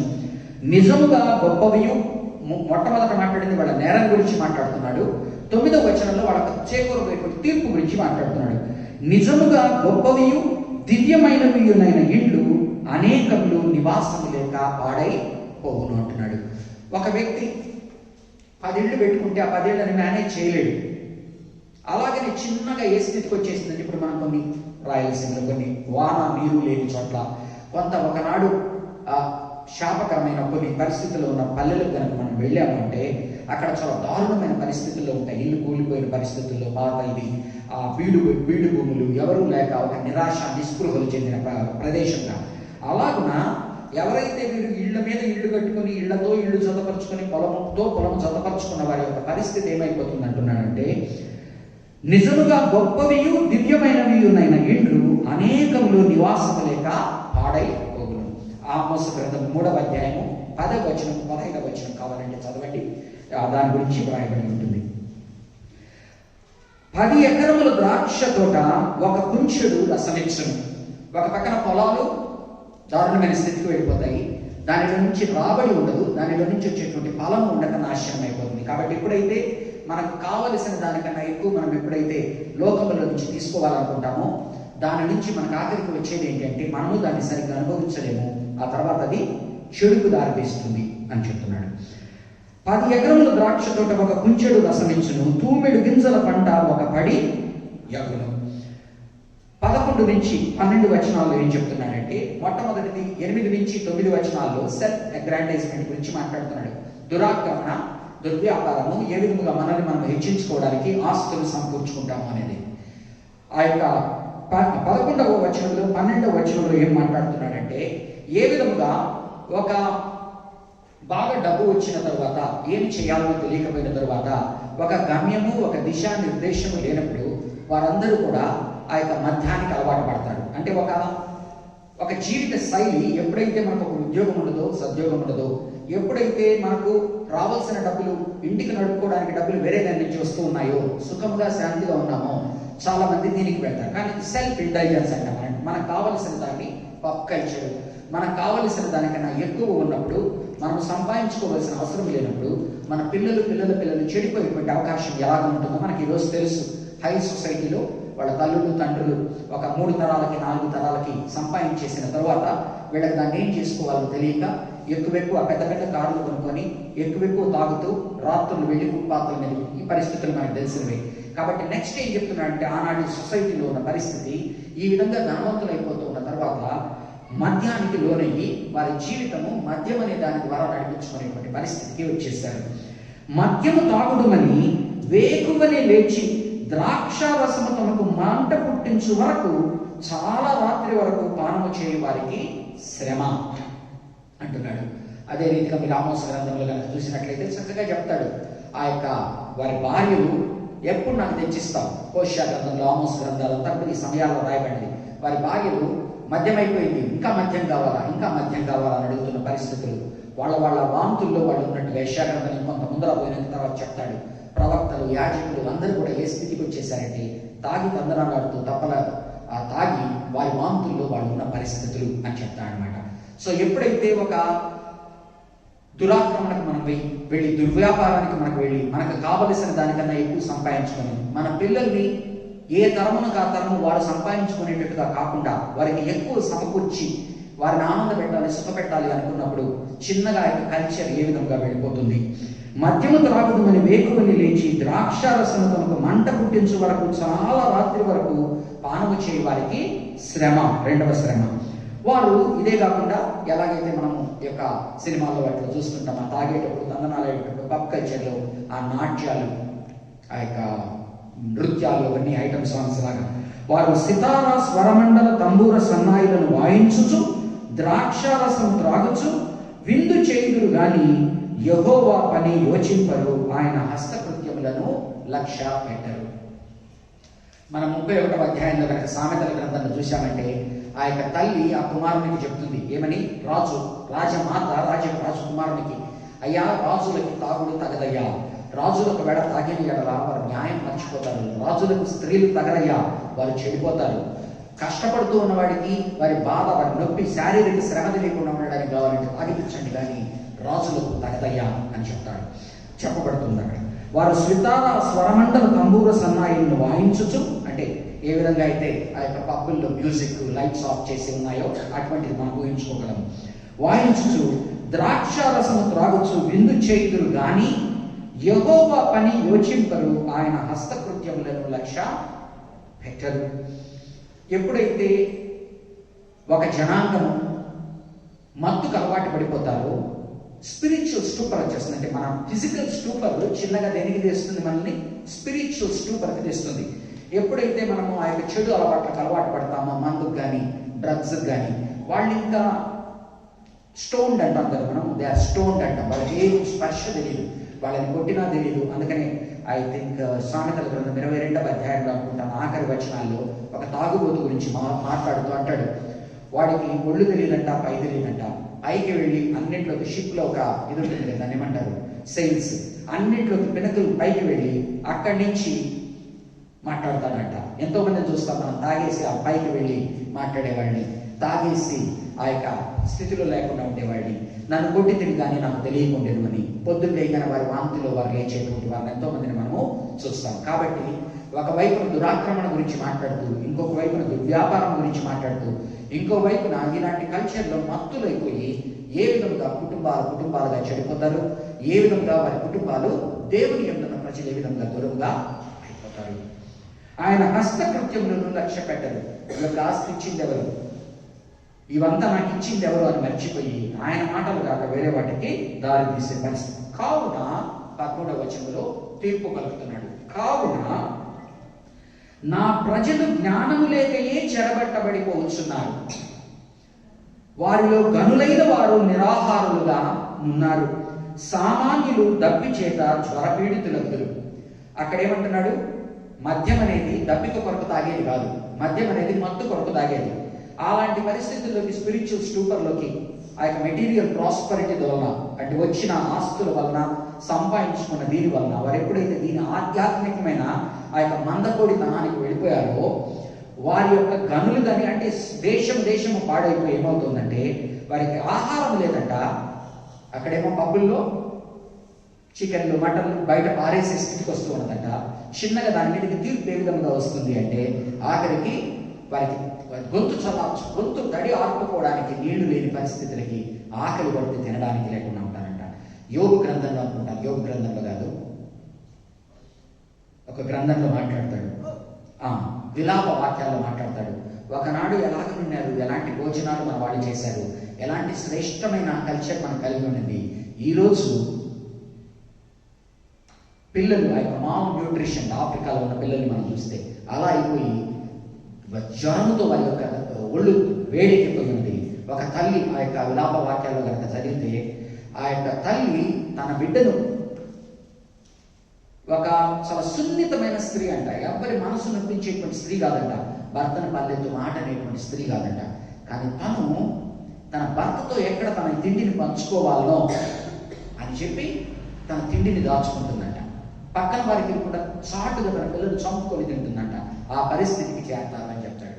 అది వారి చరిత్రలో జరిగినదే. విలాప వాక్యాల్లో కనుక మనం చూసినట్లయితే, ఇర్మియాలో విలాప వాక్యాల్లో కనుక చూసినట్లయితే చాలా దారుణంగా రాయబడి ఉంటుంది. ఇదంతా కూడా భవిష్యత్తులో వాళ్ళకి జరగబోయేది ఇప్పుడే ప్రవచన రూపంగా వారికి చెప్తూ ఉన్నాడు. వారిలో గనులైన వారు నిరాహారులుగా ఉన్నారు, సామాన్యులు దప్పి చేత జ్వరపీడితులు అగుదురు. అందుచేతనే వీళ్ళకున్న అపెటైట్ ఏంటి, ఏమి తిందుమా, ఏమి త్రాగుదుమా, ఎలాగో దాన్ని కలుపుకొని తాగుదుమా, ఎలాగునా చేసుకొని తిందుమా అనే వారికి అందుచేతన, అంటే గొప్ప ఆకలి దేని మీద, మద్యము మీద, తిండి మీద, విలాసాల మీద. అందుచేతనే పాత్రలను గొప్ప ఆశ పెట్టుకొని, వీరికి ఏ ఆశ ఉంది, తిండి మీద, మద్యం మీద, హోల్ ఫ్యామిలీస్ అంతా ఇలా అయిపోతున్న సమయంలో అందుచేతనే పాత్రలను గొప్ప ఆశ పెట్టుకొని, ఆ యొక్క సామెతల గ్రంథంలో చెప్తాడు, 4కి ఆరదంట, నిప్పుకి ఎంత ఇదున్నా చాలదట, భూమికి ఎంత నీళ్ళైనా చాలదంట. అట్నే దాని గ్రేవ్ షియోలకి కిందనున్న దీనికి ఎన్ని ఆత్మలైనా సరిపోదు అని చెప్తాడు. అందుచేతనే పాతాళము గొప్ప ఆశ పెట్టుకుని అపరిమితముగా తన నోరు తెరుచుచున్నది. వారిలో గనులను సామాన్యులను ఘోష చేయి వారును హర్షించు వారును పడిపోదురు. అల్పులు అణగదొక్క అడుగురు. అందుకని ఈ మాటను మనం గుర్తు చేసుకోవడానికి ఆ హిజ్కియాతో ఆ రాజు మాట్లాడేటువంటి మాటలు, ఆ యొక్క అష్షూరు రాజు యొక్క సేనాధిపతి వచ్చి మాట్లాడి చాలా దారుణమైన మాటలు మాట్లాడినప్పుడు అక్కడ ఉన్న చుట్టుపక్కల వారు ఏమంటారు, అయ్యా మాకు మాత్రమే వినపడేటువంటి ఆ భాషలో మాట్లాడు, చుట్టుపక్కల వాళ్ళకంతా అర్థమయ్యే భాషలకు స్టైల్గా మనం ఇంగ్లీష్లో మాట్లాడుకుందాము, వాళ్ళకందరికీ అర్థం కాదు అన్నప్పుడు, ఇది మీ ఒక్కరికి తెచ్చిన ఇంగ్లీష్ మెసేజా, నేను మీ మీదకి మా రాజు వచ్చినప్పుడు మిమ్మల్ని చెరలోకి తీసుకెళ్ళిపోతున్నప్పుడు మీరు మాత్రమే కాక ఈ వింటున్న వారు, గోడ మీద ఎవరైతే వింటున్నారో వాళ్ళకి పాపంలో ఎంతవరకు భాగం ఉన్నదో ఏంటో తెలియదు, కానీ రాజులుగా మీరు సరిగ్గా నడిపించకపోయినందువలన, ప్రవక్తలుగా మీరు సరిగ్గా లేకపోయినందువలన, యాజకులుగా సరిగ్గా లేకపోయినందువలన అందరూ గోడ మీద ఇప్పుడు దూరంగా వింటున్న వాళ్ళందరూ కూడా వాళ్ళ మలమును వారు తినవలసి ఉంటుంది, వారి మూత్రమును వాళ్ళు తాగవలసి ఉంటుంది అని చెప్తాడు. అంటే శాపము వచ్చినప్పుడు అది కొంతమంది మీదకే రాదు. దేవుడు ఎట్లయితే కార్పొరేట్ గా సాల్వేషన్ ఇచ్చాడో, ఇజ్రాయేల్ అంతా పిలుచుకున్నాడో, దానితో పాటు ఆ శిక్ష అందరికీ సంతరించుకుంటుంది. దాంట్లో శేషము మాత్రమే మిగులుతారు అన్న పాయింట్ చెప్తూనే ఉంటాడు యెషయా. వారిలో గనులను సామాన్యులను ఘోష చేయువారును హర్షించువారును పడిపోవుదురు. 15వ వచనం నుంచి చూడండి, దేవుడు ఏం మాట్లాడుతున్నా అంటే, తన యొక్క పరిశుద్ధత ముందు ఇవన్నీ చూడలేకపోతున్నాను కాబట్టి నేనే నా నీతిని నేను నెరవేరుస్తానని చెప్తున్నాడు. 16వ వచనం, సైన్యములకు అధిపతి యెహోవాయే తీర్పు తీర్చి మహిమపరచబడును. అందుకని ముందుకు పోయిన తర్వాత అంతా చూశాను, నా రాజులు ఏమైనా చేస్తారేమో చూశాను, నా ప్రవక్తలు ఏమైనా చేస్తారేమో చూశాను, నా యాజకులు ఏమైనా చూస్తారేమో చూశాను, నా ప్రజలు నా మాట వింటారేమో చూశాను.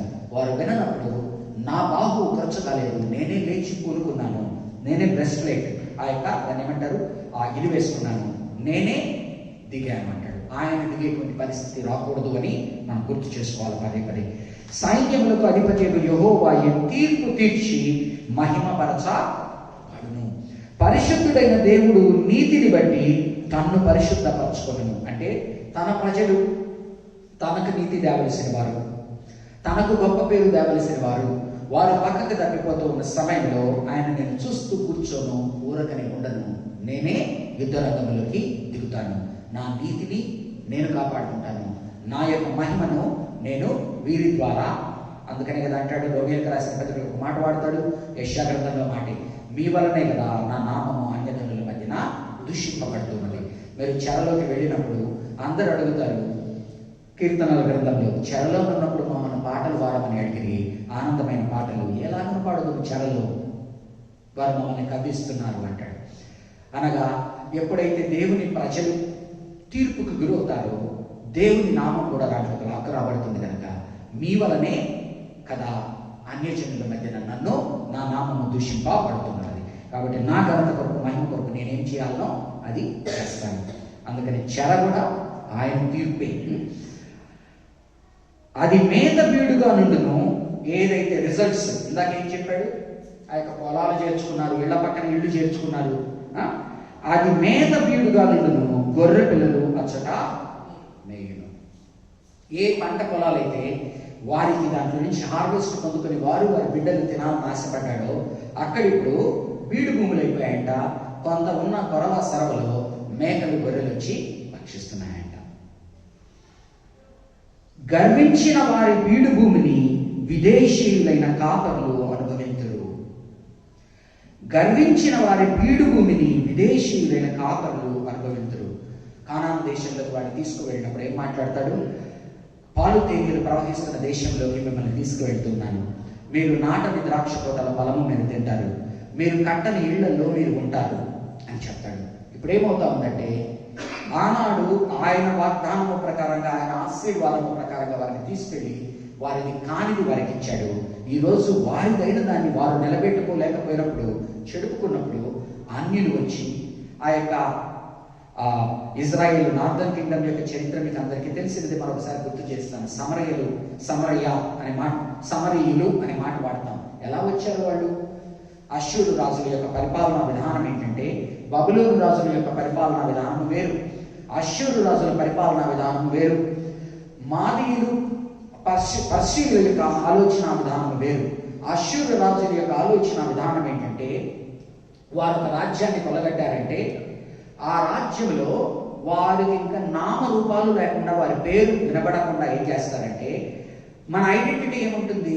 నేను ఈ ఊరి వాడను, నేను ఈ యొక్క లొకాలిటీ వాడను, నాది ఈ భాష, ఇవన్నీ మనల్ని, మన ఉనికిని తెలుపుతాయి, మన ఐడెంటిటీని నిర్వచిస్తాయి కదా, మన యొక్క ఉనికిని నిర్వచిస్తాయి.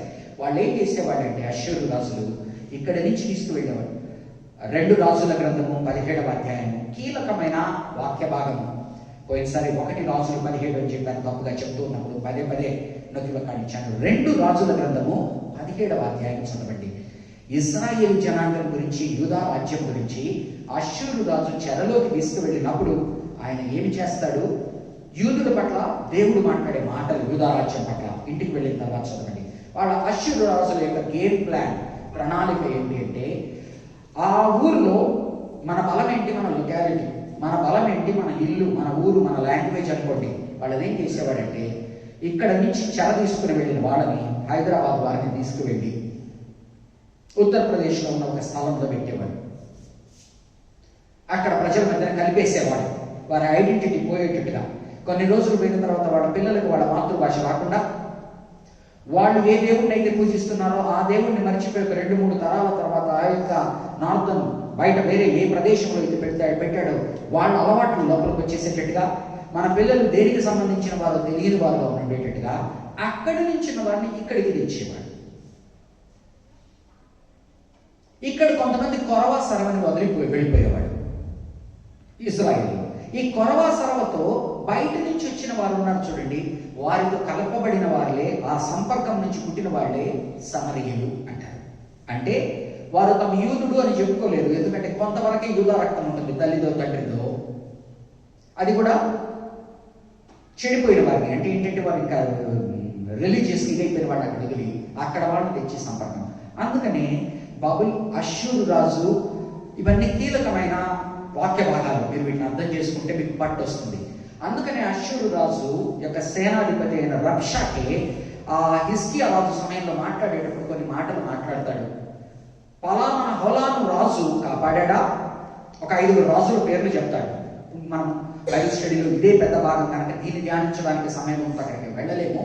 కానీ మీరు ఆ యొక్క రబ్షాకే ఏదైతే ఆ యెషయా గ్రంథంలో కానీ రాజుల గ్రంథంలో కానీ హిజ్కియా రాజు మీదకి దండెత్తినప్పుడు మనం వాక్యంలో ధ్యానించాం సండేస్.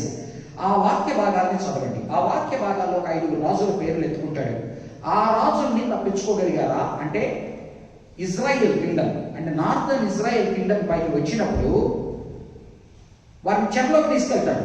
నెక్స్ట్ సదర్న్ కింగ్డమ్ అయిన వాడు హిజ్కియా, వారితో మాట్లాడేటప్పుడు వాళ్ళు బెదిరింపులు కనుక గమనించామంటే, పలానా రాజు అష్షూరు రాజు చేతుల్లో నుంచి వాళ్ళని కాపాడగలిగాడా? ఆ రాజుల్ని ఓడగొట్టాం కదా, ఆ పలానా రాజ్యాల దేవతలు వారిని కాపాడాయా? అలాగనే నీ దేవుడైన వాడు నిన్ను ఎలా కాపాడగలడు అని ఎద్దేవా చేస్తాడు. అందుకని హిజ్కియా వెళ్తాడు, అయ్యా ఇది అవమానం నాకు కాదయ్యా, నిన్ను అంటున్నాడు అని చెప్పి, ఓకే వాడు నన్ను అంటున్నాడు కదా, నేను చూసుకుంటాను అంటాడు. కాబట్టి అష్షూరు రాజు యొక్క రాజ్యం యొక్క గేమ్ ప్లాన్ ఏంటంటే, వారికి వాడి ఐడెంటిటీని నిర్వచించుకోలేని పరిస్థితికి తెచ్చేస్తాడు. ఎలాగనైతే మనం పోయి కొన్ని 4 తరాలైన తర్వాత మనం ఎక్కడి నుంచి వచ్చామో తెలియని పరిస్థితికి తెచ్చేస్తారు. కానీ గుర్తుపెట్టుకోవాల్సింది, బబులోను చెరలో జరిగేది మాత్రం ఏంటంటే, అంటే ఈ 2 తెగలైన యూదా గోత్రపు వాళ్ళని 587లో తీసుకుపోయినప్పుడు వారందరికీ ఇర్మియా ద్వారా ఒక మంచి మాట చెప్పి పంపిస్తాడు. అష్షూరు రాజు చెరలోకి పోవడం కన్నా బబులోను రాజు చెరలోకి పోవడం కొంత గుడ్డిలో మెల్ల. ఎందుకని బబులోను రాజులు అక్కడికి తీసుకువెళ్ళి, బబులోను రాజులు ఏం చేస్తారు, ఆ యొక్క ఫస్ట్ ఎజెకియెల్ వాళ్ళది 3 చెరలుగా జరుగుతుంది వాళ్ళకి యూదా చెర. ఆ 3 చెరలో మొట్టమొదటిసారిగా ఎజెకియెల్ని, దానియేలు లాంటి వాళ్ళు తీసుకెళ్ళి ఏం చేస్తాడు, ఆ తెలివిగల వాడిని తన కింగ్డమ్ లో అబ్జర్వ్ చేసుకుంటాడు. దానియేలుని, షద్రక్, మిషక్, అబేద్నెగోని.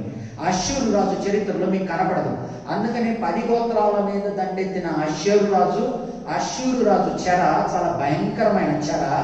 ఎందుకంటే ఆ 10 గోత్రాల వారు నిజమైన దేవుణ్ణి వదిలేసి 250 ఏళ్ళు దూడా విగ్రహాలని వారు ఆరాధించినందువలన, దేవునికి దూరమైనందువలన అష్షూరు రాజు చెర తీసుకువెళ్ళినప్పుడు ఆ 10 గోత్రాలకు నామరూపాలు లేకుండా చేసేసారు. దాన్ని మనం ఈరోజు లాస్ట్ ట్రైబ్స్ అంటాం, ద 10 లాస్ట్ ట్రైబ్స్ అంటాం. కానీ బబులోను చెరలో నుంచి తీసుకుపోయిన యూదా గోత్రము, బిన్యామీను గోత్రము వాళ్ళే పారసీయుల, మాదీయుల యొక్క రాజ్య పరిపాలన వేరు. అందుకని నా సేవకుడైన కోరేషు అని మాట్లాడతాడు, నా సేవకుడైన అష్షూరు రాజు అని మాట్లాడతాడు యెషయాలో, నా సేవకుడైన ఇర్మియా వాటిల్లో నా సేవకుడైన నెబుకద్నెజరు అని మాట్లాడతాడు. అలాగని నా సేవకుడైన కోరేషు రాజు అని మాట్లాడతాడు. ఈ ముగ్గురు మధ్యన డిఫరెన్స్ ఏంటంటే, ముందు ఫస్ట్ రెండు తీర్పు. కోరేషు రాజు యొక్క పరిపాలనా విధానం ఏంటంటే, మనకెందుకు వచ్చిన కూడా వాళ్ళందరినీ తెచ్చి మన నెత్తిన పెట్టుకోవడము, వాళ్ళకి ఇది చేయడము, వాళ్ళ దేశాలకు వాళ్ళు పంపించేద్దాం, వాళ్ళ రిలీజియన్ని వాళ్ళు ఫాలో కానివ్వండి, వాళ్ళ టెంపుల్స్ని వాళ్ళు కట్టుకోనివ్వండి, వాళ్ళు మనం కింద ఉన్నారు అని ఒప్పుకుంటే చాలు. అందుకని ఏం చేస్తారు, ఎజ్రా, నెహెమయా వీళ్ళందరూ ఎవరు, కోరేషు రాజే పిలిచి యెరుబ్బెబెల్కి, యెహోషు, ఆ కాలంలో 2వ టెంపుల్, సెకండ్ టెంపుల్ జూడాయిజం అంటాం మనం. ఈ సెకండ్ టెంపుల్ జూడాయిజంలో జరిగేది ఏంటి, కోరేషు రాజు వాళ్ళని వెనక్కి పంపిస్తాడు. కాబట్టి బబులోను చెరలోకి వెళ్ళిన యూదా గోత్రము, బెన్యామీను గోత్రము గుడ్డిలో మెల్లగా ఆశీర్వదింపబడిన వారు. అష్షూరు చెరలోకి పోయిన 10 గోత్రాలు నామరూపాలు లేకుండా పోయాయి అనే దానికి ఈరోజు వాళ్ళు యూదులే చెప్పుకుంటారు, ద లాస్ట్ 10 ట్రైబ్స్ అని ఇప్పటికి వెతుకుతూ ఉంటారు. కానీ ప్రభు వాళ్ళు ఎక్కడికి పోలేదు అనే దానికి నిదర్శనంగా, అంటే నా బిడ్డలు ఎవరో నాకు తెలుసు అంటాడు కదా, నా వారెవరో నాకు తెలుసు అంటాడు తిమోతిలో కానీ వీటిలో. దాని అంతటికి అర్థం ఏంటంటే, ఆ తెగల వారు నీకు నాకు కనపడకుండా నామరూపాలు లేకుండా పోయారు. వాటికి శిక్ష చాలా తీవ్రంగా వచ్చింది. కానీ వారెవరో ఆయనకి తెలుసు, ఎక్కడున్నారో ఆయనకి తెలుసు. అది చూపించడానికి మనకు లూకా సువార్తలో అన్యుడైన వాడు సువార్త రాసిన సమయంలో ఆ యొక్క ఆషేరు గోత్రికురాలైన అన్నాను, సిమియోను అన్న పేరుతో బహుశా సిమియోను గోత్రపు వాడు అయిన తనని పరిచయం చేస్తాడు. అంటే దేవుని యొక్క దృష్టిలో, మానవుని దృష్టిలో తెగలు తప్పిపోయి ఉండవచ్చు, మనకు తెలియకపోయి ఉండొచ్చు ఆ 10 తెగలు. కానీ దేవుని దృష్టిలో కొంతమందిని ఆయన మిగుల్చుకున్నాడు. అదే ఏలియా కూడా నేర్పించే పాఠం. ఆయన నువ్వు ఒక్కడవే ప్రస్ఫుటంగా బయటికి కనిపిస్తున్నావని నువ్వేదో పెద్ద ప్రవక్త అనుకోవద్దు ఏలియా. బయలుకు మొక్కనివి, బయలు ముద్దు పెట్టుకోనివి 7,000 మందిని నేను నా కొరకు నేను పెట్టుకొని ఉన్నాను. వారు ఎక్కడున్నారో మనకు తెలియదు. ఆ యొక్క యెజబెల్ అయితే బయలు ఆ యొక్క ఆహాబు కింద పనిచేసేటువంటి సేనాధిపతి మాట్లాడతాడు ఏలియాతో, ఏలియా మా రాజు పిలుస్తున్నాడు రాయ అంటాడు. ఒక సేనాధిపతి వెళ్తాడు, ఆ సేనాధిపతిని సరే నిప్పు వస్తుంది అంటాడు. అప్పుడు అంటాడు, అయ్యా నేను యెజబెల్ నుంచి తప్పించి ఒక్కొక్క గుహలో 50 మందిని పెట్టి నేను వారికి ఆహారము పానం ఇస్తున్నానని నీకు తెలుసు కదా. ఈరోజు నువ్వు ఆహాబు సేనాధిపతిని అని నన్ను ఆయనతో పాటు జతగట్టి నువ్వు నా మీదకి నిప్పు తెచ్చావనుకో, తీర్పు తెచ్చావనుకో అంటే ఆయన ప్రజలను ఆయన ఎలా కాపాడుకోవాలని ఆయనకు తెలుసు. అందుకని ఏలియా తనొక్కడే మిగిలి ఉన్నాడు అనుకుంటాడు. ఎందుకంటే తను ప్రస్ఫుటంగా కనపడే వ్యక్తి కనుక, గొప్ప కార్యాలు, ప్రస్ఫుటమైన కార్యాలు చేశాడు కనుక తనొక్కడే అనుకుంటున్న సమయంలో ఏలియా గుర్తు చేస్తాడు. మన వాక్యంలో చూశాం, దాంట్లో చాలా లోతున్నది. ఏలియా ఎప్పుడైతే తన యొక్క దీనస్థితిని ఒప్పుకోలేని స్థితిలో ఉంటాడో ఏలియాకి గుర్తు చేస్తాడు. గుర్తు చేసి ఆఖరికి లాస్ట్ చురకగా పంపిస్తాడు. నీ ఒక్కడవే కాదు 7,000 మంది నాకున్నారు, నీవు వెళ్ళి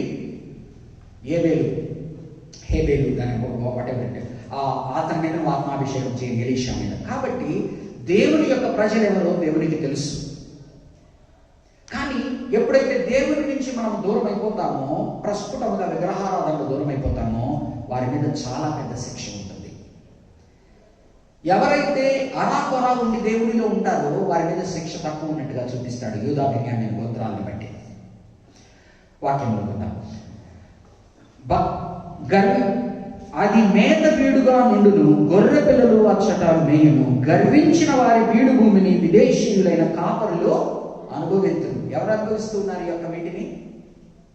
అశ్వరుడు రాజు ఇంకెక్కడి నుంచో తెచ్చిన ప్రజలు అనుభవిస్తున్నారు. భక్తిహీనత ఇది ఫ్యూచర్లో జరగబోయేదని చెప్తున్నాడు. నేను చెప్తున్నది హిస్టరీ, ఆ తర్వాత జరిగింది. 18 నుంచి 23 వరకు పాపము అనే దాని గురించి మాట్లాడుతూ, ఆ పాపము ఏ విధముగా బాహ్యంగతంగా బయటపడుతుంది, అంతర్గతంగా ఏ విధంగా ఉంటుంది అని చూపిస్తున్నాడు. భక్తిహీనత ఎను త్రాళ్లతో దోషమును లాగుకున్న వారికి శ్రమ. పిక్చరైజ్ చేసుకోగలగాలి. ఏం చెప్తున్నాడు? ఒకడు తన పాపాన్ని మెడగట్టుకొని గుదిబండకు లాక్కొని వెళ్తున్నాడు. భక్తిహీనత ఎను త్రాళ్లతో, ఆ త్రాళ్ళు ఏంటంట? భక్తిహీనత అనే త్రాళ్లతో దోషమును లాగుకొని పోవారికి శ్రమ. నెక్స్ట్ ఆ పాపము పండి, మనం అంటాం కదా పాపం పండి అంటాం. పాపం పరిపక్వం ఎక్కడికి వచ్చిందో చూడండి. బండి మోకుల చేత పాపమును లాగుకొని వారికి శ్రమ. బండి మోకులు అంటే అర్థమైంది కదా, పెద్ద పెద్ద పూరి జగన్మాట లాక్కొని వెళ్తుంటాం. అంటే చాలా పెద్ద పెద్ద తాళ్ళు కావాలి. ఒకటి వ్యక్తిగతమైన చిన్న తాళ్ళు వేసుకొని లాక్కొనేది ఒకటి చూపుతున్నాడు. ఇంకోటి ఆ పాపం పండి పరిపక్వమయ్యి దానికి ఒక లాక్కెళ్ళడానికి ఒక బుల్లక్ కార్ట్ కావాలన్నమాట. అంత లాగన లాక్కొని వెళ్తున్నారు. అంటే వారి పాపము వారి మీద పెట్టుకొని మోసుకొని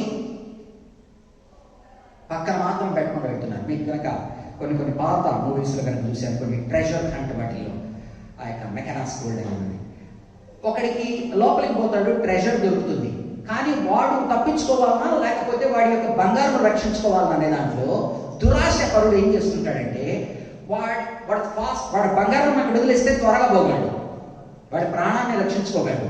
కానీ వాడు ఆ బంగారాన్ని మోసుకొని వెళ్ళేటువంటి దాంట్లో వాడు చేస్తాడు. అంటే వాడి పాపం వాడికి ఎంత ప్రియమైనదంటే తన ప్రాణం కన్నా ప్రియంగా దాన్ని కాపాడుకుంటూ లాక్కుపోతుంటాడు. దాన్ని కనుక వదిలితే వాడి ప్రాణం రక్షింపబడుతుంది. అదే మనం చెప్తాం కదా, ఆ ఆఫ్రికన్ కోతిని ఏదైనా పట్టుకునే దాంట్లో అది లోపల పండు పెడితే అది లోపలికి వెళ్తుంది, పండు తీసుకుంటుంది. పండు తీసుకున్న తర్వాత చేయి లాక్కోవడానికి చూస్తుంది, రాదు. బిగించిన పిడికిలతో రాదు ఆ బోన్లో నుంచి. అదేం చేయాలి? సింపుల్గా మళ్ళీ ఆ పండును వదిలేస్తే చెయ్యి వచ్చేస్తుంది, కానీ ఆ పండు మొదలవుతుంది.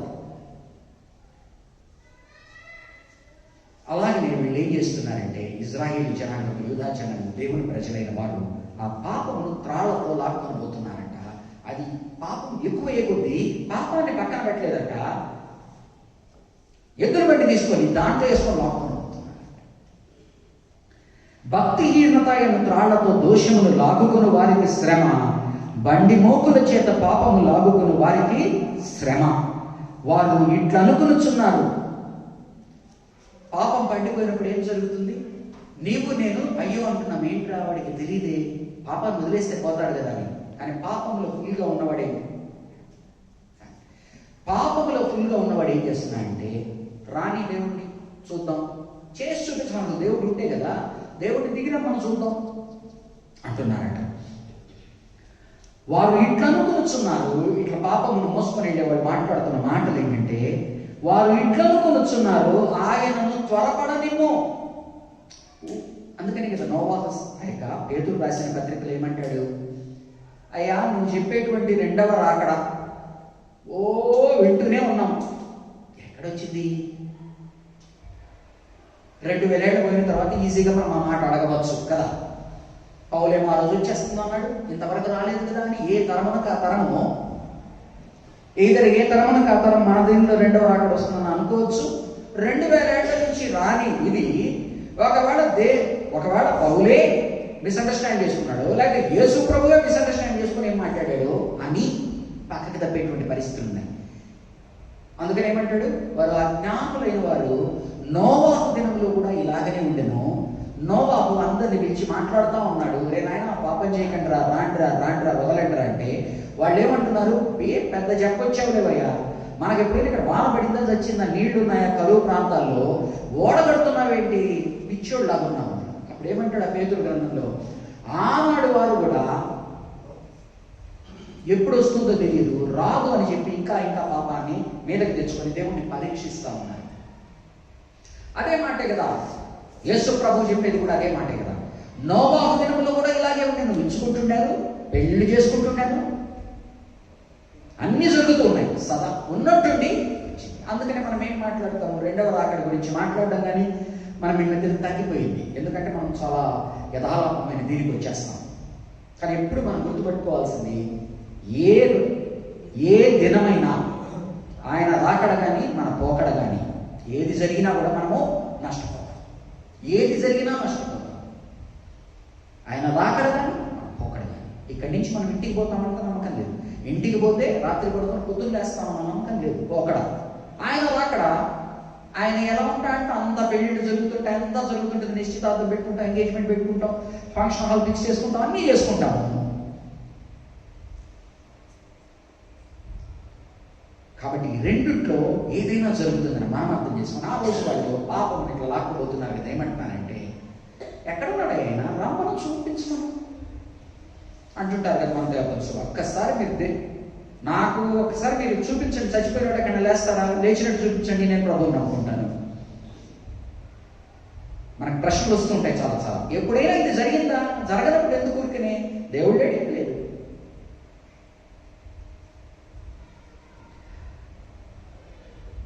ఆయనను త్వరపడనిమ్ము. 19వ వచనం, మేము ఆయన కార్యమును చూచున్నట్లు ఆయనని దానిని వెంటనే చేయనిమ్ము. ఛాలెంజ్ చేస్తున్నారు, ఆయనకే సవాలు విసురుతున్నారు. ఇజ్రాయేలు యొక్క పరిశుద్ధ దేవుని ఆలోచన మాకు తెలియబడినట్లు అది మా ఎదుట కనబడనిమ్ము. అందుకని కొంత దూరం పోయిన తర్వాత యెషయా గ్రంథం చాలా మంచి గ్రంథం, అద్భుతమైన గ్రంథం.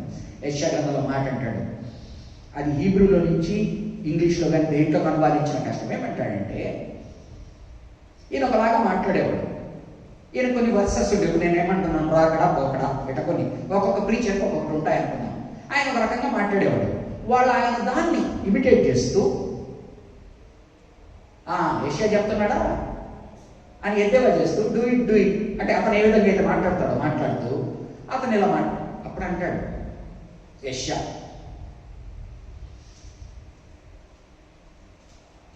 నా భాషను మీరు ఎద్దేవా చేస్తున్నారు కదా, మీకు అర్థమయ్యేటువంటి హీబ్రూ భాషలో నేను మాట్లాడుతుంటే మీరు నా పదజాలాన్ని కానీ పదజాలాన్ని ఉపయోగించే దాన్ని బట్టి కానీ మీకు ఎవరి భాష ద్వారా ఆయన అర్థం చేపిస్తాడంటే ఫారిన్ టంగ్స్, అష్షూరు వాళ్ళ కాకర బీకర ద్వారా, బబులోను వాళ్ళ కాకర బీకర ద్వారా మీకు అర్థం కాని భాషతో మీతో మాట్లాడినప్పుడు అంటే ప్రవక్త ఏం మాట్లాడుతున్నాడంటే మీకు అర్థమయ్యేటువంటి భాషలో నేను మీకు దేవుని యొక్క ప్రేమను గురించి, దేవుని యొక్క ఉగ్రతను గురించి, మన పాపం గురించి, జాగ్రత్త పడడం గురించి చెప్తున్నప్పుడు మీరు నన్ను సవాలు విసిరి వాడా చెప్తుంటాడు, అతనా ఆ మెసేజ్ చెప్పాడా, ఆ వాక్యంలో మధ్యలో మాట్లాడా, ఇల్లస్ట్రేషన్ ఉంటుంది అంటాడు, చెప్తానే ఉంటాడు, అన్నింటిలో ఉంటుంది అన్నట్టుగా యెషయా అంటున్నప్పుడు యెషయా ఏమంటాడంటే, యెషయా గ్రంథం ముందుకు వెళ్ళి చూద్దాం మనం చక్కటి. అన్యుల నోటి ద్వారా మీతో మాట్లాడమంటాడు. అదే పౌలు కొరింథీయులకు రాసిన పత్రికలో వాడుకుంటాడు. ఏమని మాట్లాడతాడు? అన్యులు మన మధ్యకు వచ్చినప్పుడు, ఆ యొక్క టంగ్స్ గురించి మాట్లాడినప్పుడు, అన్యులు మన మధ్యకు వచ్చినప్పుడు అర్థమయ్యేటువంటి భాషలో 4-5 మాటలు ఉన్నా కూడా వాడు వెంటనే ఈ వార్తను బట్టి నేను పాపిని, దేవుడు గొప్పవాడని సబ్మిట్ అవుతాడు. మనం టంగ్స్ లో అర్థం కాని భాషలో మాట్లాడుతుంటే ఏం జరుగుతుంది? వాడు బయటికి వెళ్ళిపోతాడు. కాబట్టి అర్థమయ్యే భాషలో 5 మాటలు యెషయా మాట్లాడుతూ ఉంటే వారు ఆ మాటలు నమ్మకపోగా ఆయన ఎద్దేవా చేస్తూ దేవుడిని దిగిన మనం నమ్ముతాం నీ మాట అనేటువంటి స్థితిలో 20వ వచనం నుంచి 21వ వచనం వరకు ఏం మాట్లాడుతున్నాడు? 20వ వచనం అంతా కూడా ఏ విధముగా మనం దేవుడి నుంచి తప్పిపోయినప్పుడు మారల్గా వాల్యూస్ రివర్సల్ అయిపోతాయి. ఒకనాడు పొలిటీషియన్ అంటే ఎవరు? ఒకనాడు గాంధీ సమయంలో గాంధీవాది అంటాం, గాంధేయవాది అంటాం మనం. ఒకనాడు రాజకీయాల్లో ఒక వ్యక్తి రాజకీయాల్లోకి వచ్చాడు అంటే అతను ఫ్రీడమ్ ఫైటర్గా మనం ఒకలాగా ఆలోచించేవాడు. ఇప్పుడు మనం రాజకీయ నాయకుడు అనగానే మనం అర్థం చేసుకునేది ఎట్లా? ఇంకొక రకంగా. అంటే ఏమైంది? మనము దీన్ని ఓకే చేసేసాం. అంటే ఇప్పుడు పొలిటీషియన్స్ నుంచి మనం ఏం ఎక్స్పెక్ట్ చేయట్లేదు. వాళ్ళు కూడా ఏమంటున్నారు, మీ నుంచి మేమేం ఎక్స్పెక్ట్ చేయట్లేదు, మీరు 2000-3000 తీసుకుని ఓటేస్తే మాకు చాలు, ఆ తర్వాత 5 ఏళ్ళు. అంటే మారల్ వాల్యూస్ ఎక్కడికి పడిపోయాడు. ఒకనాడు ఒకడు పొలిటీషియన్ అయ్యాడు అంటే తన సంఘ సేవకు వచ్చాడు, సమాజ సేవకు వచ్చాడు. ఇప్పుడు వచ్చాడు అంటే అర్థం ఏంటి? వాడు 5 కోట్లు పెట్టుకోకపోతే వాడు రాలేడు. 5 కోట్లు ఎక్కడి నుంచి ఇట్లా అంటే ఏమైంది? మారల్స్ డౌన్ అయిపోయింది. కీడు మేలనియు, మేలు కీడనియు. ఒకనాడు ఏదైతే మనం తప్పు అంటున్నామో ఈరోజు అది మంచి అనే స్థితికి వచ్చేసాం. కీడు మేలనియు, మేలు కీడనియు చెప్పుకొని చీకటి వెలుగనియు, వెలుగు చీకటనియు ఎంచుకున్న వారికి శ్రమ. అంటే మంచి నిర్వచనం మార్చేశారు, వెలుగు నిర్వచనం మార్చేశారు, చీకటి నిర్వచనం మార్చేశారు. వెలుగు చీకటి అనేది అందరి మీద ప్రసరిస్తుంది కనుక పబ్లిక్ ఒపీనియన్ మారిపోయింది. ఏం మాట్లాడుతున్నా అంటే పబ్లిక్గా మారల్స్ డౌన్ అయిపోయినాయి. చీకటిని వెలుగు అంటున్నాడు, వెలుగుని చీకటి అంటున్నాడు. చేదు తీపి అనియు, తీపి చేదనియు ఎంచుకున్న వారికి శ్రమ. తాగేవాడు ఏం మాట్లాడతాడు? వాట్ ఈజ్ యువర్ పాయిజన్ అని అడుగుతాడు. తాగేవాడు నీ బ్రాండ్ ఏది అని అడగడానికి వాట్ ఈజ్ యువర్ పాయిజన్ అని అడుగుతాడు. బీర్ కొడతావా, వైన్ కొడతావా, మందు కొడతావా అని. అంటే నీ రుచి ఏంటి దీంట్లో? నాకు రుచి అనిపించింది, నీకు రుచి అనిపించకపోవచ్చు. ఏమంటున్నా అంటే చేదు అందరికీ చేదే అయి ఉండాలా, కానీ చేదులో తీపి అయిపోయింది, తీపి చేదు. అంటే పర్సనల్గా ఎవరికి వాళ్ళ జీవితాలలో మారల్స్ అనేది లోయర్ అయిపోయినాయి. పబ్లిక్గా మారల్స్ లోయర్ అయిపోయినాయి. సో పబ్లిక్గా ప్రైవేట్గా మారల్స్లో, మారల్ వాల్యూస్లో రివర్సల్ జరిగిపోయింది. దాన్ని చూపిస్తున్నాడు. కీడు మేలనియు, మేలు కీడనియు చెప్పుకొని చీకటి వెలుగనియు, వెలుగు చీకటనియు ఎంచుకుని వారికి శ్రమ. చేదు తీపి అనియు, తీపి చేదు అనియు ఎంచుకుని వారికి శ్రమ. తమ దృష్టికి తాము జ్ఞానులమనియు, తమ ఎన్నికలో తాము బుద్ధిమంతులనియు తలంచుకుని వారికి శ్రమ. వాడికి మనం చెప్పలేము అంటాం కొందరు. వాడు చెప్తే వినడయ్యా, వాడు పాటిని పొందేటికి 3 కాళ్ళు, వాడు మారడు అంట. అంటే ఏంటి? Self autonomy. తనకు తాను రూల్స్ సెట్ చేసుకున్నాడు, తనకు తాను ఒక ఇది చేసుకున్నాడు, తన ఆలోచన ప్రకారంగా ముందుకు వెళ్ళిపోతున్నాడు. తమ దృష్టికి తాము జ్ఞానులనియు, తమ ఎన్నికలో తాము బుద్ధిమంతులనియు తలంచుకున్న వారికి శ్రమ. Self autonomy. నేనే రాజు, నేనే మంత్రి. ఏదో సినిమా కూడా వచ్చింది కదా, నా వాకే అదేంటో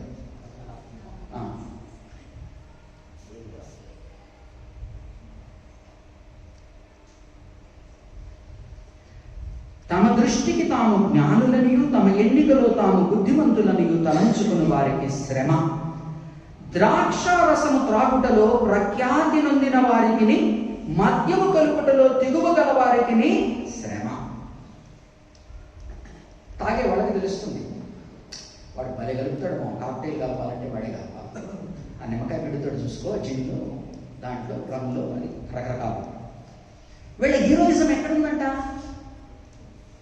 వీళ్ళ హీరోయిజం ఎక్కడుందంటే తాగుబోతులు వాళ్ళ డిగ్రీలు ఏంటంటే ఆ బార్లలో తిప్పుతుంటారు, ఇటు తిప్పి పోస్తారు, మంట ఏదో వస్తుంటాయి. బార్ టెండరు బార్లలో కనుక, పబ్బుల్లో కనుక వాడు ఆ బాటిల్ ఇట్లా తీస్తాడు, ఇట్లా వెనక్కి వేస్తాడు, ఇట్లా వేస్తాడు, ఇట్లా వేస్తాడు, 2-3 కలుపుతాడు, ఇట్లా కలుపుతాడు. మీరు చూసింటారు ఎంత ఫాస్ట్గా కలపగలడు, ఏవేవి కలపగలడు. డీజేలు మ్యూజిక్ పెట్టేటప్పుడు దాన్ని ఇటు పట్టుకొని ఇట్టామో రకరకాలు అన్నమాట.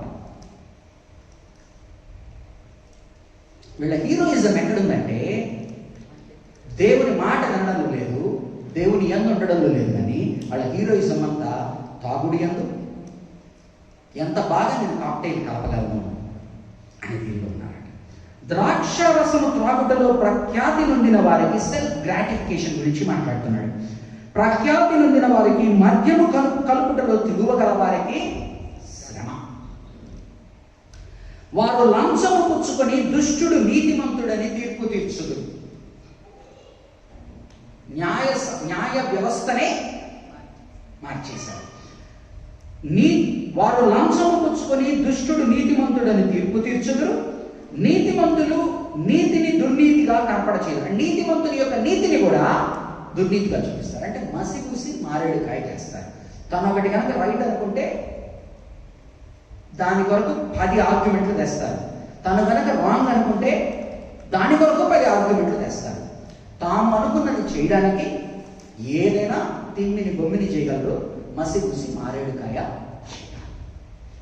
నీతిమంతులు నీతిని దుర్నీతిగా కనబడచేయుడు, సైన్యములకు అధిపత్యము యెహోవా యొక్క ధర్మశాస్త్రమును నిర్లక్ష్య పెట్టుదు. ప్రవక్తల యొక్క ఆలోచన విధానాన్ని, ప్రవక్తలు చెప్పే మాటల్ని, యాజకులు ధర్మశాస్త్ర ప్రకారంగా మీరు ఇవి చెయ్యాలని చెప్పిన వాటిని రెండింటిని నిర్లక్ష్యపరుస్తారు. ఇజ్రాయేలు యొక్క పరిశుద్ధ దేవుని వాక్కును తృణీకరించుదు. ధర్మశాస్త్రంలో ఏ విధంగా చేయాలని యాజకులు చెప్తారు. ప్రవక్తలు దేవుడి నుంచి తెచ్చుకున్న మాట, తీసుకున్న మాటను బట్టి ఈ విధంగా ఉండాలి, ఈ విధంగా ఉండకూడదు, మీరు ఇక్కడ తప్పిపోతున్నారని చెప్తారు. ఇజ్రాయేలు యొక్క పరిశుద్ధ దేవుని వాక్కును తృణీకరించదు. ఇవంతా ఎక్కడున్నాయి? ఆయన వాక్కులు ఉన్నాయి. ఆ వాక్కుని తృణీకరిస్తారు. వారి వాక్కే కాబట్టి కావున ఇలాగ చేస్తున్నాడు కనుక, కాబట్టి అగ్నిజ్వాల కొయ్య కాలును కాల్చివేయినట్లు ఎండిన గడ్డి, కొయ్యకాలు కాలడానికి కొంత టైం పడుతుంది కదా. మనం ఇప్పుడు క్యాంప్ ఫైర్ వేసామన్నమాట, ఒక లాగ్ అనేది. అగ్నిజ్వాలలు కొయ్యకాలును కాల్చినట్లు ఎండిన గడ్డి మంటలో భస్మమగునట్లు వారి వేరు కుళ్ళిపోవును. ఇదంతా ఎక్కడి నుంచి వస్తుంది? వేరు. అందుకని హెబ్రీయులకు రాసిన పత్రిక, మీలో ఎవరిలోనైనా ఆనాడు ఏషావులో ఉన్న చేదైన వేరు ఉన్నదేమో చూసుకునడి, వారిలాగా మీరు ఆ భ్రష్టత్వము మీలో ఉన్నదేమో చూసుకునడి. వాడు ఆశీర్వాదమును కోల్పోయిన తరువాత ఆశీర్వాదాన్ని పొందుకోవడానికి ఎంత పెనుగులాడినా ప్రాధేయపడినా అతనికి రాలేదు. కాబట్టి అలాంటి చేదైన వేరు మీలో ఏదైనా ఉన్నదేమో చూసుకోండి. అంటే వేరు అంటే రూట్. అంటే నిన్ను ఏదైతే దానిలో నుంచి నీవే కాక నీ బిడ్డలు, నీ మనవరాళ్ళు దానిలో నుంచి వచ్చింది. ఎండిన గడ్డి మంటలో భస్మమగునట్లు వారు వేరు కుళ్ళిపోవును, వారి పువ్వు ధూళి వలె పైకి ఎగిరిపోవును. పువ్వు అంటే ఏంటి? ఒక పువ్వు, ఒక కాయల నుంచి ఇంకొక చెట్టు వచ్చేది. పువ్వు పోలను తెలుసు కదా, పోలనే తీసుకెళ్ళి పైకి వెళ్తుంది. కాబట్టి ఏమంటున్నాడు? కొయ్యకాలు. ఎంత బలవంతుడైన ఎంతసేపు అని కొంచెం కాదు, మిగతా వాళ్ళు గట్టి బూడిదైపోవాల్సిందే. ఆఖరుగా వేరు లోపల ఎంత అది కుళ్ళిపోతున్నట్టున్నాడు. పువ్వు ఏదైతే నీ యొక్క భవిష్య తరాలు ఉన్నాయో దానికి కూడా చెడు జరగదు. 25వ వచనం నుంచి 30వ వచనం వరకు ఇవే తిట్లు అనుకుంటే 25వ వచనం నుంచి 30వ వచనం వరకు ఆయన యొక్క ఉగ్రత గురించి మాట్లాడుతున్నాడు. దానిని బట్టి యెహోవా కోపము ఆయన ప్రజల మీద మండుచున్నది. ఇంతవరకు చెప్పినవన్నింటినీ చూసి దీని వలన ఆయన కోపము రగులుకుంది. ఆయన వారి మీద తన బాహువును చాచి వారిని కొట్టగా పర్వతములు వణుకుచున్నవి. అనగా న్యాచురల్ కలామిటీస్. మరి కనుక ఆ యొక్క ఆమోస్ గ్రంథము 1వ అధ్యాయము 1వ వచనం రెఫరెన్స్ తీసుకోండి. జకరియా గ్రంథము 14వ అధ్యాయము 5వ వచనం. ఈ రెండిట్లో ఉజ్జియా సమయంలో భూకంపము వచ్చినది. అలాంటి భూకంపము అనేది మాట్లాడతాడు. అనగా న్యాచురల్ కలామిటీస్ ద్వారా, ఇప్పుడు ఒక్కోసారి అంటాం కదా, ఆ ఊరి మీదకి తుఫాన్ వచ్చింది, ఎందుకు వచ్చింది, వారు ఏదో పాపం, ఇటువంటి మాట్లాడుతుంటాం కదా మనం. సో న్యాచురల్ కెలామిటీస్ కూడా దేవుని యందు మనం దూరం పోయినప్పుడు దేవుడు తనదైన ఫోర్సెస్ ఉపయోగించుకొని మన మీదకి జడ్జిమెంట్ పంపిస్తాడు. ఆయన వారి మీద తన బాహువు చాచి వారిని కొట్టగా పర్వతములు వణుకుచున్నవి. అర్త్క్వేక్ గురించి మాట్లాడుతున్నాడు, సావుల గురించి మాట్లాడుతున్నాడు. ఆ సునామీ ఎంతమంది చనిపోతారు, అగ్రికల్చర్ అర్త్క్వేక్ అప్పుడు ఎంతమంది చనిపోతారు. వీధుల మధ్యన వారి కళేబరములు పెంట వలె పడి ఉన్నవి. ఇంతగా జరిగినను ఆయన కోపము చల్లారలేదు. దీంతో వదిలేస్తాడా అంటే ఇంకా చల్లారలేదంట. చైనా అంటే ముంచిపెట్టాడంట. ఆనాడు మోషే చేతులు వారు పట్టుకొని నిలబడినప్పుడు వీళ్ళు గెలిచారు. ఈ రోజు దేవుడు ఆ చెయ్యి ఇట్టే పెట్టుంటే వీళ్ళ పరిస్థితి ఏమవుతుందని చెప్తున్నాడు. ఆయన బాహువు ఇంకను చాపబడి ఉన్నది. ఆయన దూరముగా ఉన్న జనములను పిలుచుటకు ధ్వజము. అంటే ఇది చాలక బయట నుంచి శత్రువుని పిలుస్తున్నాడు. నీ శత్రువు ఎవడైతే ఉన్నాడో వాడు అన్యుడైన వాడు, చెడ్డవాడైన వాడిని నా సేవకుడు అని చెప్పి వాడిని లోపలికి తీసుకొస్తాడు. ఆయన బాహువు ఇంకను చాపబడి ఉన్నది, ఆయన దూరముగా ఉన్న జనములు పిలుచుటకు ధ్వజమునెత్తును. వారు క్రయించినప్పుడు మనం 5 ఎత్తుతారు, వాళ్ళు ధ్వజాన్ని ఎత్తుతారు, తెలుసు కదా. ధ్వజాన్ని ఎత్తి ముందరకు వెళ్ళండి అని అరుపరుస్తారు అన్నమాట. యెహోవా ఏం చేస్తున్నాడంటే ఆ ధ్వజం ఎత్తి అన్య రాజులను, అశ్షూరు రాజులు వీళ్ళ మీదకి రమ్మని దండెత్తమని సంకేతాలు ఇస్తున్నాడు. రా, వీళ్ళ పాపం పట్టింది, నువ్వు రా. ఆయన దూరముగా ఉన్న జనములను పిలుచుటకు ధ్వజమునెత్తెను, భూమ్యాంతం నుండి వారిని రప్పించుటకు ఈలా. యెషయా గ్రంథం 7వ అధ్యాయం 17-18 వచనాల్లో కనుక చూస్తే, నేనే అశ్షూరు రాజుకు ఈలగొట్టి పిలిచి తిని అంటాడు. వారి యొక్క సైన్యము కందిరీగలలాగా, జోరీగలలాగా వచ్చి నీ మీద వాలుతుంది అంటాడు, తప్పించుకోలేకుండా. భూమ్యాంతం నుండి వారు రప్పించుటకు ఈలగొట్టును. ఇదిగో వారు త్వరపడి వేగముగా వచ్చుచున్నారు. వారిలో అలసిన వాడైనను తొట్టిల్లు వాడైనను లేడు. వారిలో ఎవడును నిద్రపోడు కొనుకడు. వారి నడుపెట్టు విడిపోదు. వారి పాదరక్షలు వారు తెగిపోదు. అంటే అంత దూర ప్రదేశం నుంచి వస్తుంటే అలిసిపోవాలి కదా. అలెగ్జాండర్ ఎలా ఓడిపోయాడో తెలుసు కదా మీకు. అలెగ్జాండరు తాను పెట్టుకున్న ప్రపంచాన్నంతా సాధించాలనే దాంట్లో తనది కాని టెరిటరీస్లోకి వెళ్ళాడు. వచ్చి ఆఖరికి అతని సేవకులు అలిసిపోయారు. వాళ్ళలో యుద్ధం అంటే ఇంకా యుద్ధాన్ని ఎదుర్కోలేని పరిస్థితికి బలహీనత వచ్చేశారు. అతనికి ఆ టైంలో అతనికి కూడా వస్తుంది, చనిపోతాడు, జరుగుతుంది.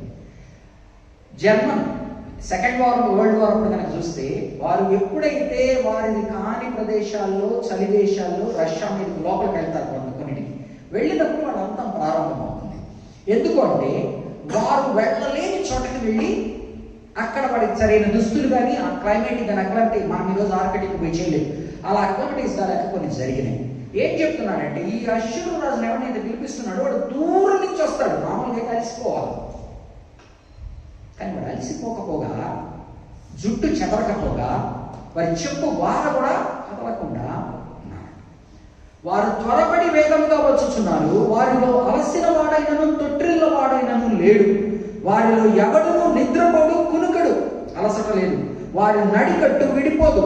కట్టిన బెల్ట్ లూజ్ కాదు, అంటే ఐరన్ వేసిన బట్టలు. ఇప్పుడు పొద్దు నుంచి పని చేస్తే రాత్రికి మన బట్టలు ఎలాగ నలిగిపోతాయి, అలా కాకుండా రాత్రి అయినా వాడు అంత దూరం నుంచి వస్తున్నా స్పిక్ అండ్ స్పాన్ గా ఉన్నాడు. వారి నడికట్టు విడిపోదు. వారి పాదరక్షల వారు తెగిపోదు. ఈ 40 ఏళ్ళు మిమ్మల్ని నడిపినప్పుడు మీ చెప్పులు అరిగినా, వారి చెప్పులు అరగలేదు. అలా ఏదైతే దేవుడు తన కృప చూపినప్పుడు ఒక వారు దిగకుండా ఒక చెప్పుల జత 40 ఏళ్ళు వచ్చిందో, ఇప్పుడు అదే చెప్పుల జతను శత్రువుకి ఇచ్చి శత్రువుని తీసుకొస్తాడు. అర్థమవుతుంది. వీరి మీద ఏ కృప అయితే చూపించాడో ఆ కృపను వారు వ్యర్థపరిచినప్పుడు, నిరర్థకం చేసుకున్నప్పుడు, ఆయన శత్రువుని తనను సేవకుడు అవ్వాల్సిన వాడిని ఇంకొకటి సేవకుడు అని పిలిచి వాడికి పట్టం కట్టి అభిషేకం చేసి మన మీదకి పంపించాడు. వారి బాణములు వాడిగలవి, వారి విళ్ళన్నీ ఎగ్గు పెట్టబడి ఉన్నవి. వారి యొక్క యుద్ధోపకరణాల గురించి మాట్లాడుతున్నాడు. వారి గుర్రముల డెక్కలు చెకుముకి రాళ్లతో సమానములు. చెకుముకి రాయి కలుగుతుందా? అర్థమైంది? చెకుముకి రాయి అనేది కరగదు. ఫ్లింట్ అనేది దాని నుంచి మంట వస్తుంది కానీ అది కరగదు. మన గ్రనైట్ని అర్థం చేసుకున్నట్టు, కానీ చెకుముకి రాయి అనేది మోస్ట్ స్ట్రాంగెస్ట్. వారి యొక్క ఇది కనుక గమనించారంటే డెక్కలకి వేస్తారు, ఆ యొక్క గుర్రపు డెక్కలకి. అవి కొంతకాలం పోయిన తర్వాత అక్కడ ఏమంటారు దాన్ని, నాడాలు అరిగిపోవాలి. వీటి డెక్కలు ఎలా ఉన్నాయంట, అవి పరిగెడుతుంటే చెకుముకి రాయిలో నుంచి ఎట్లయితే మంట చొరకు వస్తుందో, నిప్పు రవ్వలు వస్తాయో వస్తున్నాయి. వారి గుర్రముల డెక్కలు చెకుముకి రాళ్లతో సమానములు. వారి రథచక్రములు సుడిగాలి తిరుగునట్లు ఆడు సింహము గర్జించినట్లు వారు గర్జించుదురు. కొదమ సింహము గర్జించినట్టు గర్జన చేయించు. వేటను పట్టుకొని అడ్డమేమీ లేకుండా దానిని ఎత్తుకొని పోదురు. విడిపించగలవాడు ఎవడనో. 2 ఇమేజెస్ ఇస్తున్నాడు. ఏం ఇమేజెస్ అంటే, ఒకటి ఒక జింక కానీ ఒక గొర్రె కానీ ఆకలి కొనిన సింహం ఒక్కసారి దాన్ని వేసేయాలా అనుకుందనుకో, ఎలాగైతే తప్పించుకోలేకుండా హెల్ప్లెస్ అయిపోతుందో, ఆ సింహపు అనాలజీతో ఏం చెప్తున్నాడంటే వీళ్ళ పరిస్థితి పరిగెత్తలేని గొర్రె పరిస్థితి, పరిగెత్తే జింక పరిస్థితి కూడా కాదు. పరిగెత్తలేని గొర్రె మీదకి ఆకలి ఉన్న సింహం ఎలాగైతే వస్తుందో ఆమోస్ గ్రంథంలో మాట చెప్తాడు. ఏ విధంగా అయితే దేవుడు ఒకరి మీద పడితే ఒక కాలు డెక్క, ఒక ఏదో చిన్న ముక్క దొరికినట్టు అంటాడు. అంటే ఏంటంటే ఆకలి ఉన్న సింహము మీద పడినప్పుడు అవశేషాలు కూడా దొరకకుండా పోయినట్టుగా అనే ఆమోస్ గ్రంథంలో మాట్లాడతారు ఒక చోట. విడిపింపగలవాడు ఎవడునో ఉండడు. 30వ వచనం ఏం చెప్తున్నాడంటే, రెండవ అనాలజీగా, ఉపమానముగా, ఒక సెయిలర్ ఉపమానం. ఒక బోట్ మీద వెళ్ళేవాడు ఆ యొక్క స్టామ్, సుడిగాలితో కూడిన ఆ యొక్క తుఫాను వచ్చినప్పుడు లోపలికి పోతే నీళ్ల భయం, ల్యాండ్ కొరకు వెతుకుతాడు, రెండు కనపడని పరిస్థితి అంటే వారు ఆ దినమున సముద్ర ఘోష వలె జనము మీద గర్జన చేయుదురు. ఎవరు?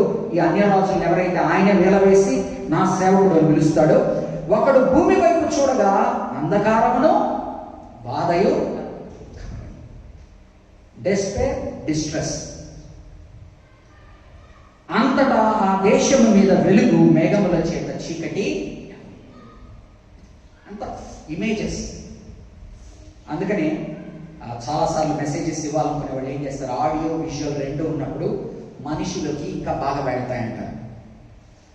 ఏం చేస్తున్నాడంటే పిక్చర్స్ చూపిస్తున్నాడు. ఒక నావికుడి పరిస్థితి సముద్రంలో ఏ విధంగా ఉంటుంది, ఒక అడవిలో చిక్కుకున్న గొర్రె పరిస్థితి ఏ విధంగా ఉంటుందో ఆ విధంగా. ఇవంతా ఎందుకు జరిగాయి అంటున్నాడు. ఒక ద్రాక్ష తోటను 5వ అధ్యాయం నుంచి వచ్చాను పెంచడానికి ఎంతో దీర్ఘశాంతం వహించి ఎంతో జాగ్రత్తగా కల్టివేట్ చేస్తే అది ఆ స్థితికి వస్తే నేను ఇచ్చేస్తున్నాను. 2వ అధ్యాయం 6 నుంచి 8లో ఒక పీపుల్ని కల్టివేట్ చేయాలంటే కల్చర్డ్ పీపుల్గా,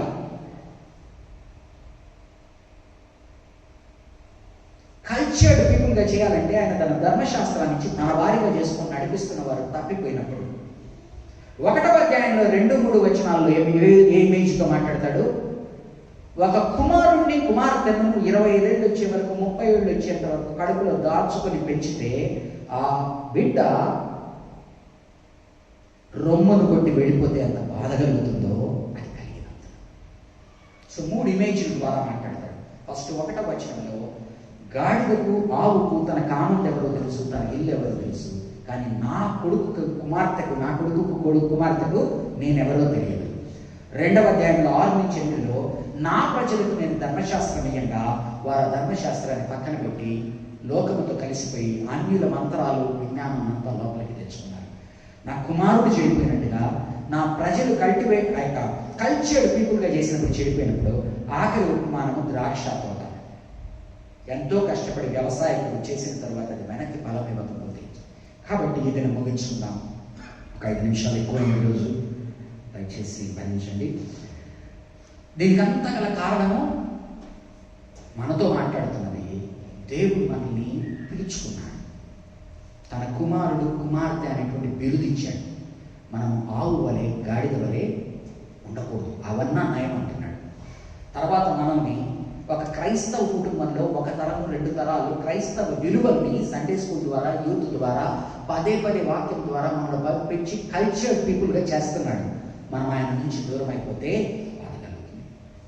వ్యవసాయంలో ఉన్న వారితో మాట్లాడుతున్నది, నువ్వు కష్టపడి ఏదైనా పొలం చేసుకున్న తర్వాత ఆ పొలం కనుక పంట ఇవ్వకపోతే ఏ విధంగా అయితే నీకు బాధ కలుగుతుందో ఆ విధంగా ఇవి గుర్తు చేసుకొని మనము యెషయా గ్రంథము తన బిడ్డలతో మాట్లాడుతున్న మాటలుగా మనతో మాట్లాడుతున్నదిగా గుర్తిరిగి మన జీవితాలను మనం సరి చేసుకుంటూ ముందుకు వెళ్ళాలని ఆయన తాపత్రయం. చిన్న ప్రార్థన చేసుకుని ముగించుకుందాం.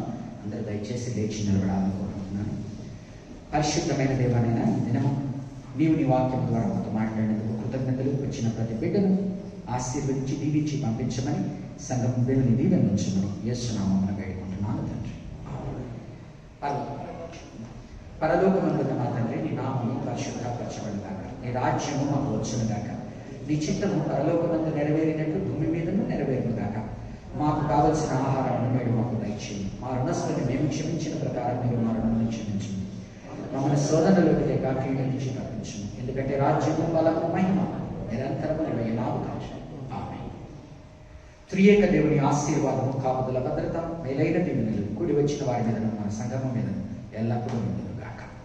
ఆమేన్.